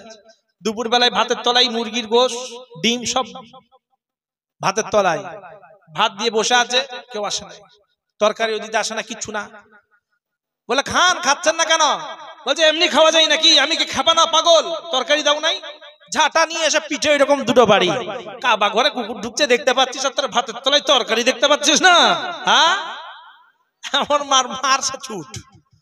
তো ভণ্ডামি করে এই জন্যই বলেছি যে বিবেকটাকে কাজে লাগাতে হবে। ওইদিকে যাচ্ছি না, যে গল্পটা বলছিলাম, তবে জালি এখন ঘরের মধ্যে যেই রেখে দিয়ে চলে যাচ্ছে, সাকিনা দেখেছে, আর মেয়েদেরকে যেইটা মানা করে ওইটা আগে করে। ও ঘরের ভিতরে ঢুকিয়ে দেখছে এই তো পিতলের মাল, আবার কাদা লেগে রয়েছে, ও তখন গালি গালাজ করতে শুরু করছে, মিন সে কোথাকার, উলাউটো কোথাকার, আমাকে বলতে পারলো না, আমি তো কাদাগুলো পরিষ্কার করে দিই, আমার পরিষ্কার ঘরে কাদা ঢুকিয়ে দিয়েছে। মেয়েদের দেখবেন বিছানায় যদি একটা কিছু ঢুকান, মেয়েদের আমাদের মা বোনেদের একটা গুণ আছে কি জানেন, স্বামীর পায়ে যদি একটু ময়লা থাকে আর বিছানায় যদি উঠে যায়, ভাই মাইকটা কই, মাইক ম্যান কই, একটু সামনে ঠিক করুন, এত গোলমাল হয়ে গেল, যাবে একটু ক্লিয়ার করুন, আওয়াজটা টানছে, তো একটু ক্লিয়ার করুন, আগের মতো করুন, যেমন ছিল ইকো দেওয়ার আগে যেমন ছিল সেরকম করো সাউন্ডটা, নাহলে আমি কথাগুলোই তো ভুলে যাব। আমাদের পরিবেশের মহিলাদের এই স্বামীর পায়ে যদি একটু ময়লা থাকে, যদি বিছানায় উঠে গেছে, বাস হয়ে গেছে, বিছানাটা ময়লা করে দিলে দেখতে পাও নাই, তুমি পা ধুয়ে আসতে পারো না, পা মুছতে পারো না, দিন দিন এগুলো কে গচালবে? তোমার বাপ কি চাকর দিয়েছে নাকি? তুমি কি চাকর রেখেছো নাকি? নানান কথা। ভালো করে সেজে গুজু স্বামীর কাছে সই না, কিন্তু যদি শুনে গেছে যে আজকে বিয়ায় আসবে, কোথায় নতুন শাড়ি আছে, কোথায় চাদর আছে, চাদর ফাদর না থাকলে নতুন শাড়িটা পর্যন্ত বিছিয়ে দেবে। ঘরের মালিক এসে বলছে কি ব্যাপার গো, আজকে এত সাজগুজো হচ্ছে, ঘরটাতে এত পরিষ্কার করছো? বলে কেন, মানুষ আসবে। যে মানুষটা আবার কে? জানো না নাকি মানুষ আসবে? মানে আমি ওর কাছে মানুষই না, এরকম অবস্থা। তো এটা হচ্ছে আমাদের পরিবেশের। হচ্ছে রাসূল সাল্লাল্লাহু আলাইহি ওয়াসাল্লামের স্ত্রী হযরতে মাইমুনা রাদিয়াল্লাহু তাআলা আনহা, তার ঘরে তো রাসূল সাল্লাল্লাহু আলাইহি ওয়াসাল্লাম আসবেন, তার বিছানায় শোবেন। তিনি বলেন আজকে আমার স্বামী সবথেকে বড় মেহমান, নিজেকে ক্লিন করলেন, বিছানা পরিষ্কার করলেন, নতুন চাদর বিছিয়ে দিলেন, আর আমাদের ঘরের নারীরা আলাদা। তো এই গালিগালাজ করতে করতে বললো মিনসে কোথাকার, উল্টো উলা উল্টো কোথাকার, দেখতে পাই না, কাদাগুলো নিয়ে এসেছে, আমাকে বললেই তো পরিষ্কার করতাম। এই বলে একটা কাপড় নিয়ে আর ঘষতে শুরু করে দিয়েছে। আর ঘষলেই কি হবে জানেন তো? কি হবে? দত্ত বেরিয়ে গেছে, বেরিয়ে বলছে মালকিন কি চাই বলেন। আর মেয়েদের ধৈর্য বেশি না কম? ও ভাই আপনি বলেন, মেয়েদের ধৈর্য বেশি না কম? হ্যাঁ, মেয়েদের ধৈর্য আছে? ধৈর্য নাই। সঙ্গে সঙ্গে বলছে দেখতে পাও না নাকি এইরকম ভাঙাচোরা ঘর, একটা ভালো ঘর করে দাও। যেই বলেছে একটা বিশাল বিল্ডিং হয়ে গেছে, আর পাশের লোকের হবে কত? ডবল। এটা কিন্তু গল্প, এটা আদিশ কোরআন নয় ভাই, কালকে বলো না, নাহলে ইমাম সাহেব মার খেয়ে মরে যাবে, ও খুঁজে পাবে না, তো আমাকেও গাল দেবে। তারপরে এখন তবরে জালি আর ঘর খুঁজে পাচ্ছে না। ও যখন গ্রামে আসছে দেখছে কি যে সব ঘর তো বিরাট বড় বড়, আমার তো গ্রামই নয় মনে হচ্ছে, এটা খুঁজে বেড়াই। ইয়ে বেরিয়ে গেছে, দেখছে কি যে স্বামী ওই দিকে ঘুরে বেড়াচ্ছে, বলছে এদিকে আসো, দেখতে পাও নাই নাকি? বলে দেখতে তো পাচ্ছি, কিন্তু এগুলো কি অবস্থা দেখ। এ অতক্ষণ দেখে নাই, তা কি বলছে হাই আল্লাহ, কি করে হলো? বলছে আমাকে বলেছিল দত্ত যে তুমি যা চাইবে পরের লোকের ডবল হয়ে যাবে, পাড়ার লোকের, প্রতিবেশী সব ডবল হয়ে যাবে, এই জন্যই তো আমি চাই নাই। বলে তাহলে কি উপায়? বললো ঘরে চল। ঘরে বুদ্ধি বের করলো, বলছে ঘষ। সেই ঘষে দিয়েছে, দত্ত বের হয়েছে। বলছে মালিক মালকিন বলেন কি লাগবে? বলছে এই মুহূর্তে আমার আর আমার স্ত্রীর দুইজনের একটা করে চোখ কানা করে দেয়, আর একটা করে ঠ্যাং খোঁড়া করে দেয়। তাহলে আমাদের যদি একটা করে চোখ কানা হয় আর একটা করে ঠ্যাং খোঁড়া হয়, তাহলে পাশের লোকের কি হবে? হ্যাঁ, ডবল। তো আজকে যারা অমুসলিমরাও করছে আর মুসলমানরাও করছে হিংসা হিংসা, এই হিংসা হিংসি যারা করে বেড়াচ্ছে, তারা নিজের ক্ষতি করে অপরের ক্ষতি করতে চাচ্ছে, একদিন এই আগুনে নিজেরাই জ্বলে পুড়ে মরবে। আল্লাহ বলে দিয়েছেন কাইলা ইয়াকুনা দুলাতাম বাইনাল আগনিয়াই মিনকুম, ধন সম্পদ, অর্থ সম্পদ, মান সম্মান, ক্ষমতা এক জায়গায় আমি রাখি না, আজকে তোমার কাছে আছে, কালকে নাও থাকতে পারে। আবার আমার আল্লাহ বললেন ওয়ালা ইয়াজরিমান্নাকুম শানানু কওমিন আলা আল্লা তাদিলু ইদিলু হুয়া আকরাবু লিত্তাকওয়া। মহান রব্বুল আলামিন বললেন খবরদার, তোমরা কখনো হিংসার বশীভূত হয়ে কোন জাতিকে, কোন গোষ্ঠীকে, কোন দলকে সমূলে তোমরা নির্মূল করে দিও না, শেষ করে দিও না। আমার ভাইরা, আল্লাহকে ভয় করার কথা আল্লাহ বলছেন। তোমরা যারা নিজেদের সন্তান সন্ততির ময়ে পড়ে গেছো, অর্থ সম্পদের ময়ে পড়ে গেছো, আল্লাহকে ভুলে গেছো, তোমরা শুনে নাও, অবশ্যই তোমরা ক্ষতিগ্রস্তের মধ্যে রয়েছো। ইয়া আইয়ুহাল্লাযীনা আমানু লা তুলহিকুম আমওয়ালুকুম ওয়ালা আওলাদুকুম يصدكم عن ذكر الله ومن يفعل ذلك فأولئك هم الخاسرون মহান রব্বুল আলামিন বললেন তোমরা ক্ষতিগ্রস্তের মধ্যে রয়েছো যারা নিজেদের সন্তান সন্ততিদের ময়ে পড়ে অর্থ সম্পদের ময়ে পড়ে আমি আল্লাহ রব্বুল আলামিনকে ভুলে গেছো আমার ভাইয়ের আল্লাহ পাক বলেন ওয়ানফিকু মিম্মা রাযাকনাকুম মিন ক্বাবলি আন ইয়াতিয়া আহাদাকুমুল মাউত তোমাদের অর্থ সম্পদগুলো মান জান মাল অর্থ সম্পদ সব খরচা করো আমার রাস্তায় তোমাদের মৃত্যু আসার পূর্বে আমরা জানি না কি মৃত্যু কখন আসবে আল্লাহ রাব্বুল আলামিন বললেন মৃত্যু কোন সময় আসবে কোন জায়গায় আসবে কেমন করে আসবে এটা আমি আল্লাহ ছাড়া কেউ জানি না আর প্রত্যেকটা দলের প্রত্যেকটা জাতির একটা মেয়াদ রয়েছে মেয়াদ যখন শেষ হয়ে যাবে তখন না তারা সামনের দিকে যেতে পারবে আর না তারা পিছন ফিরে তাকাতে পারবে পিছনের দিকে আসতে পারবে আল্লাহ রাব্বুল আলামিন বললেন ওয়ালিকুল্লি উম্মাতিন আজাল ফাইদা জানুহুম লা ইস্তাখিরুনা সাআতাও ওয়া লা ইস্তাকদিমুন মহান রব্বুল আলামিন বললেন প্রত্যেকটা দল এবং জাতি তাদের জন্য একটা আমি নির্দিষ্ট সময় করে দিয়েছি সময় যখন শেষ হয়ে যায় মেয়াদ যখন ফুরিয়ে যায় তখন তারা না সামনের দিকে যেতে পারে আর না তারা পিছনের দিকে ফিরে আসতে পারে সুতরাং মৃত্যু একদিন অবধারিত কি অবধারিত নয় মৃত্যু অবধারিত রমজান মাস পেয়েছি এখনো যদি আমরা নিজেদের গুনাহগুলো না ক্ষমা করে নিতে পারি আল্লাহ রাব্বুল আলামিন তার নবীকে দিয়ে আমাদেরকে লানত করিয়েছেন এই জন্য রমজান পেয়েছি রমজানের মতো মাস পেয়েছি নিজেদের গুনাহগুলো আমরা ক্ষমা করিয়ে নেব ইনশাআল্লাহ আল্লাহ রাব্বুল আলামিনের কাছে এখন দেখেন হিংসা যদি করেন তাহলে আল্লাহ পাক আপনার দোয়া গ্রহণ করবেন না বুখারী শরীফের হাদিসে আছে একজন নারী সে বেশ্যাবৃত্তি করত এরপরেও কিন্তু একটা কুকুরকে পানি পান করানোর কারণে আল্লাহ রাব্বুল আলামিন তাকে জান্নাত দিয়ে দিয়েছেন আর একজন একটা বিড়ালকে বেঁধে খাবার দেয় নাই বিড়ালটা প্রাণে মারা গেল এই জন্য আল্লাহ পাক তাকে জাহান্নামে দিয়েছে সুতরাং মুসলমানরা হিংসা করতে পারে না আমার ভাইরা আল্লাহর ভয় যদি হৃদয় নিয়ে আসেন আল্লাহ পাক গ্রহণ করে নেবেন রমজানের মতো মাস পেয়েছেন আল্লাহ নবী সাল্লাল্লাহু আলাইহি ওয়াসাল্লাম বলেছেন মান সামা রমাদানা ঈমানান ওয়া ইহতিসাবা গুফিরাল্লাহু লাকা মা গুফিরাল্লাহু মা তাকদ্দামা মিন যামবিহি যে কেউ রমজানের মতো মাস পেল এবং সিয়াম পালন করলো আর ঈমান ও ইহতিসাবের সঙ্গে ঈমানের সঙ্গে যে অবশ্যই আল্লাহ আমার গুনাহ মাফ করে দেবে অবশ্যই আল্লাহ পাক আমাকে ক্ষমা করে দেবে এই রকম দৃঢ় বিশ্বাস ইয়াকিন নিয়ে যে লেগে পড়লো ইবাদতের মধ্যে মশগুল হয়ে গেল এবং রমজান মাসকে পাওয়ার পরে শরীয়তের মধ্যে নিজেকে মনোনিবেশ করে নিল ওয়া আনিবু ইলা রাব্বিকুম ওয়া আসলিমু লাহু মিন ক্বাবলি আন ইয়াতিয়াকুমুল আযাব সুম্মা লা তুনসারুন আল্লাহ রাব্বুল আলামিন বলছেন যেই বুঝলেই শরীয়ত সঙ্গে সঙ্গে তোমরা চলে আসো নচেত আমার আযাব যদি চলে আসে তখন আমার কাছে তোমরা চাইবে আমি আল্লাহ পাক কিন্তু তখন তোমাদের দোয়া গ্রহণ করব না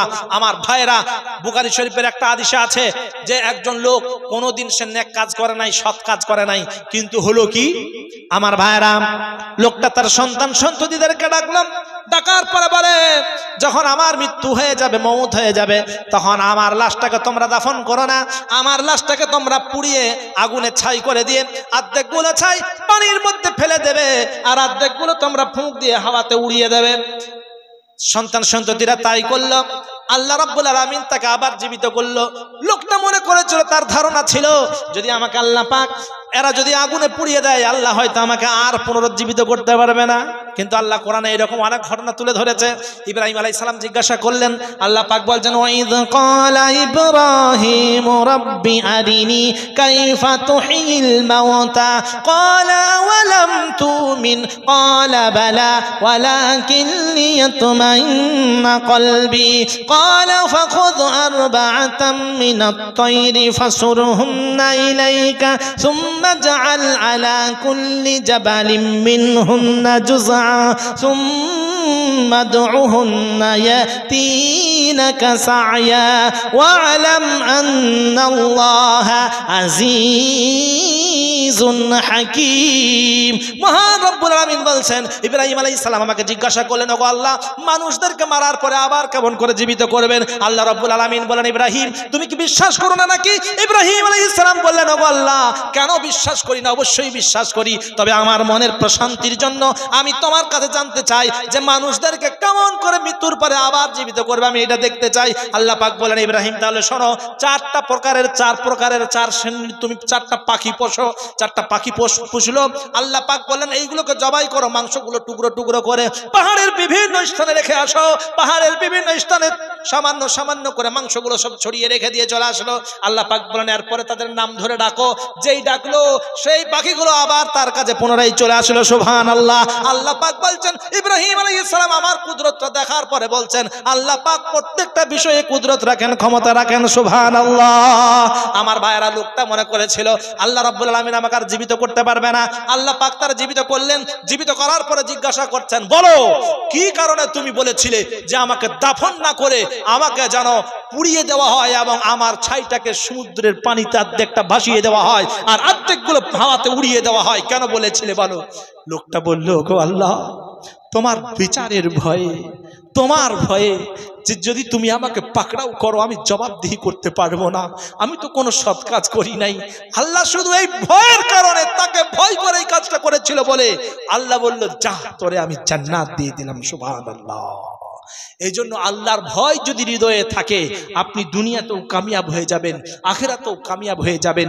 মুমিনের প্রথম অস্ত্র হলো আল্লাহর ভয়, ঈমানকে ঠিক রাখার অস্ত্র হলো আল্লাহর ভয়, তাকওয়ার প্রথম অস্ত্র হলো আল্লাহর ভয়, মুসলমানের প্রথম অস্ত্র হলো আল্লাহর ভয়। আল্লাহর ভয় যদি হৃদয়ে না থাকে আপনি খেয়াল খুশি যা ইচ্ছা তাই করবেন, আর আল্লাহর যদি ভয় থাকে অবশ্যই আপনি আল্লাহর হুকুম অনুযায়ী জীবন যাপন করবেন। ফাম্মা মান তাগা ওয়া আসারাল হায়াতাদ দুনিয়া ফাইনাল জাহিমা হিয়াল মাওয়া। আল্লাহ বলছেন যারা খেয়াল খুশি অনুযায়ী জীবন যাপন করে এই দুনিয়ার জীবনটাকে আখিরাতের সঙ্গে প্রাধান্য দেয়, আমি আল্লাহ পাক জাহান্নামে নিক্ষেপ করব আর জাহান্নামটা হবে তাদের চিরস্থায়ী আবাসস্থল।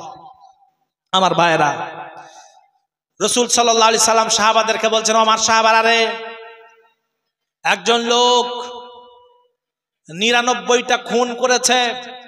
খুন করার পরে সে ইস্তিগফার করার জন্য খ্রিস্টান পাদ্রীদের কাছে গেছে, যে বলছে আমার কি ইস্তিগফার হবে, আমার কি মাফ হবে? লোকেরা বলল না তোমার মাফ নাই। যখন বলল মাফ নাই তলোয়ারি বের করে তাকে তখন হত্যা করে দিল, যা 100টা পূরণ করে দিলাম। এরপরে ভালো একটা পাদ্রীর কাছে এসে বলছে আমার কি মাফের কোনো জায়গা আছে? বলল হ্যাঁ অমুক জায়গায় যাও, সেখানে সৎ লোকেদের বসবাস, ওই সৎ লোকেদের কাছে সংসর্গে থাকো, অবশ্যই তোমার গুনাহ আল্লাহ পাক মাফ করে দেবে। লোকটা এরপরে সেই জায়গায় যাচ্ছে, যেতে যেতে তার মৃত্যু হয়ে গেল। ফেরেশতারা চলে আসলো, কেউ বলল জাহান্নামে নিয়ে যাব, কেউ বলল না জান্নাতে নিয়ে যাব। আল্লাহ বলল পথটা মেপে দেখ, যদি যে কাজটা যাবে যে জায়গাটা যাবার জন্য সে বেছে নিয়েছিল যদি ওই জায়গাটা কাছে হয়ে যায় তাহলে জান্নাতের দিকে নিয়ে যা, আর যদি যেখান থেকে যাচ্ছিল ওই পথটা কাছে হয়ে যায় তাহলে তাকে জাহান্নামের দিকে নিয়ে যা। দেখা গেল সামান্য বেশি হয়ে কাছে হয়ে গেছে, ওইটা যেই জায়গায় যাচ্ছিল সেইখান থেকে তার জায়গাটা কাছে হয়ে গেল। আল্লাহ পাক বললে যা তারে জান্নাতে দিয়ে দেয়। সুবহানাল্লাহি ওয়া বিহামদিহি। সুতরাং আপনার উদ্দেশ্য যদি থাকে যে আমি ভালো কাজ করব, আপনার সাপোর্ট যদি ভালো কাজকে করেন, আল্লাহ পাক বলছেন মাইয়াশফা শাফাতান হাসানাতাই ইয়াকুল্লাহু নাসিবুম মিনহা ওয়া মাইয়াশফা শাফাতান সাইয়্যাতান ইয়াকুল্লাহু কিফলুম মিনহা। যদি তুমি ভালো কাজের সাপোর্টও করো আল্লাহ পাক তোমার আমলনামায় সব দিয়ে দেবে, আর যদি তুমি অন্যায় কাজে সাপোর্ট করো, অন্যায় কাজ করো নাই কিন্তু সাপোর্ট করে গেছো, এই জন্য তোমার আমলনামায় গুনাহ লেখা হবে। সুতরাং অন্যায় কাজ করবও না, অন্যায় কাজে সাপোর্টও করব না, ভালো কাজ করব, করতে না পারলে সাপোর্ট করব, ভালো লোকেদের সাপোর্ট করব। আমরা ইহুদি খ্রিস্টানদের মতো করে চলবো না, অবশ্যই মুসলমান হওয়ার চেষ্টা করব। আল্লাহ পাক সকলকে আমাদের ইমানদার বানিয়ে দিক, সকলকে আমল করার তৌফিক দান করুন, এবং রমজান মাস আমাদের রোজা রাখার তৌফিক দান করুক। যারা রোজা রাখতে পারে নাই তাদেরকেও রোজা রাখার তৌফিক দান করুক। কারণ বিশ্বনবী বলেছেন যে রোজা রাখলো না আর আমার ঈদগাহে যায় সে যেন আমার ঈদগাহে না আসে। যারা রোজা রাখলো না আমার ঈদগাহে তারা যেন না আসে। এই জন্যই সকলেই রোজাগুলো রাখেন এবং আমল করার চেষ্টা করেন। দুনিয়া থেকে একদিন বিদায় নিতে হবে, আমরা সকলেই চলে যাব।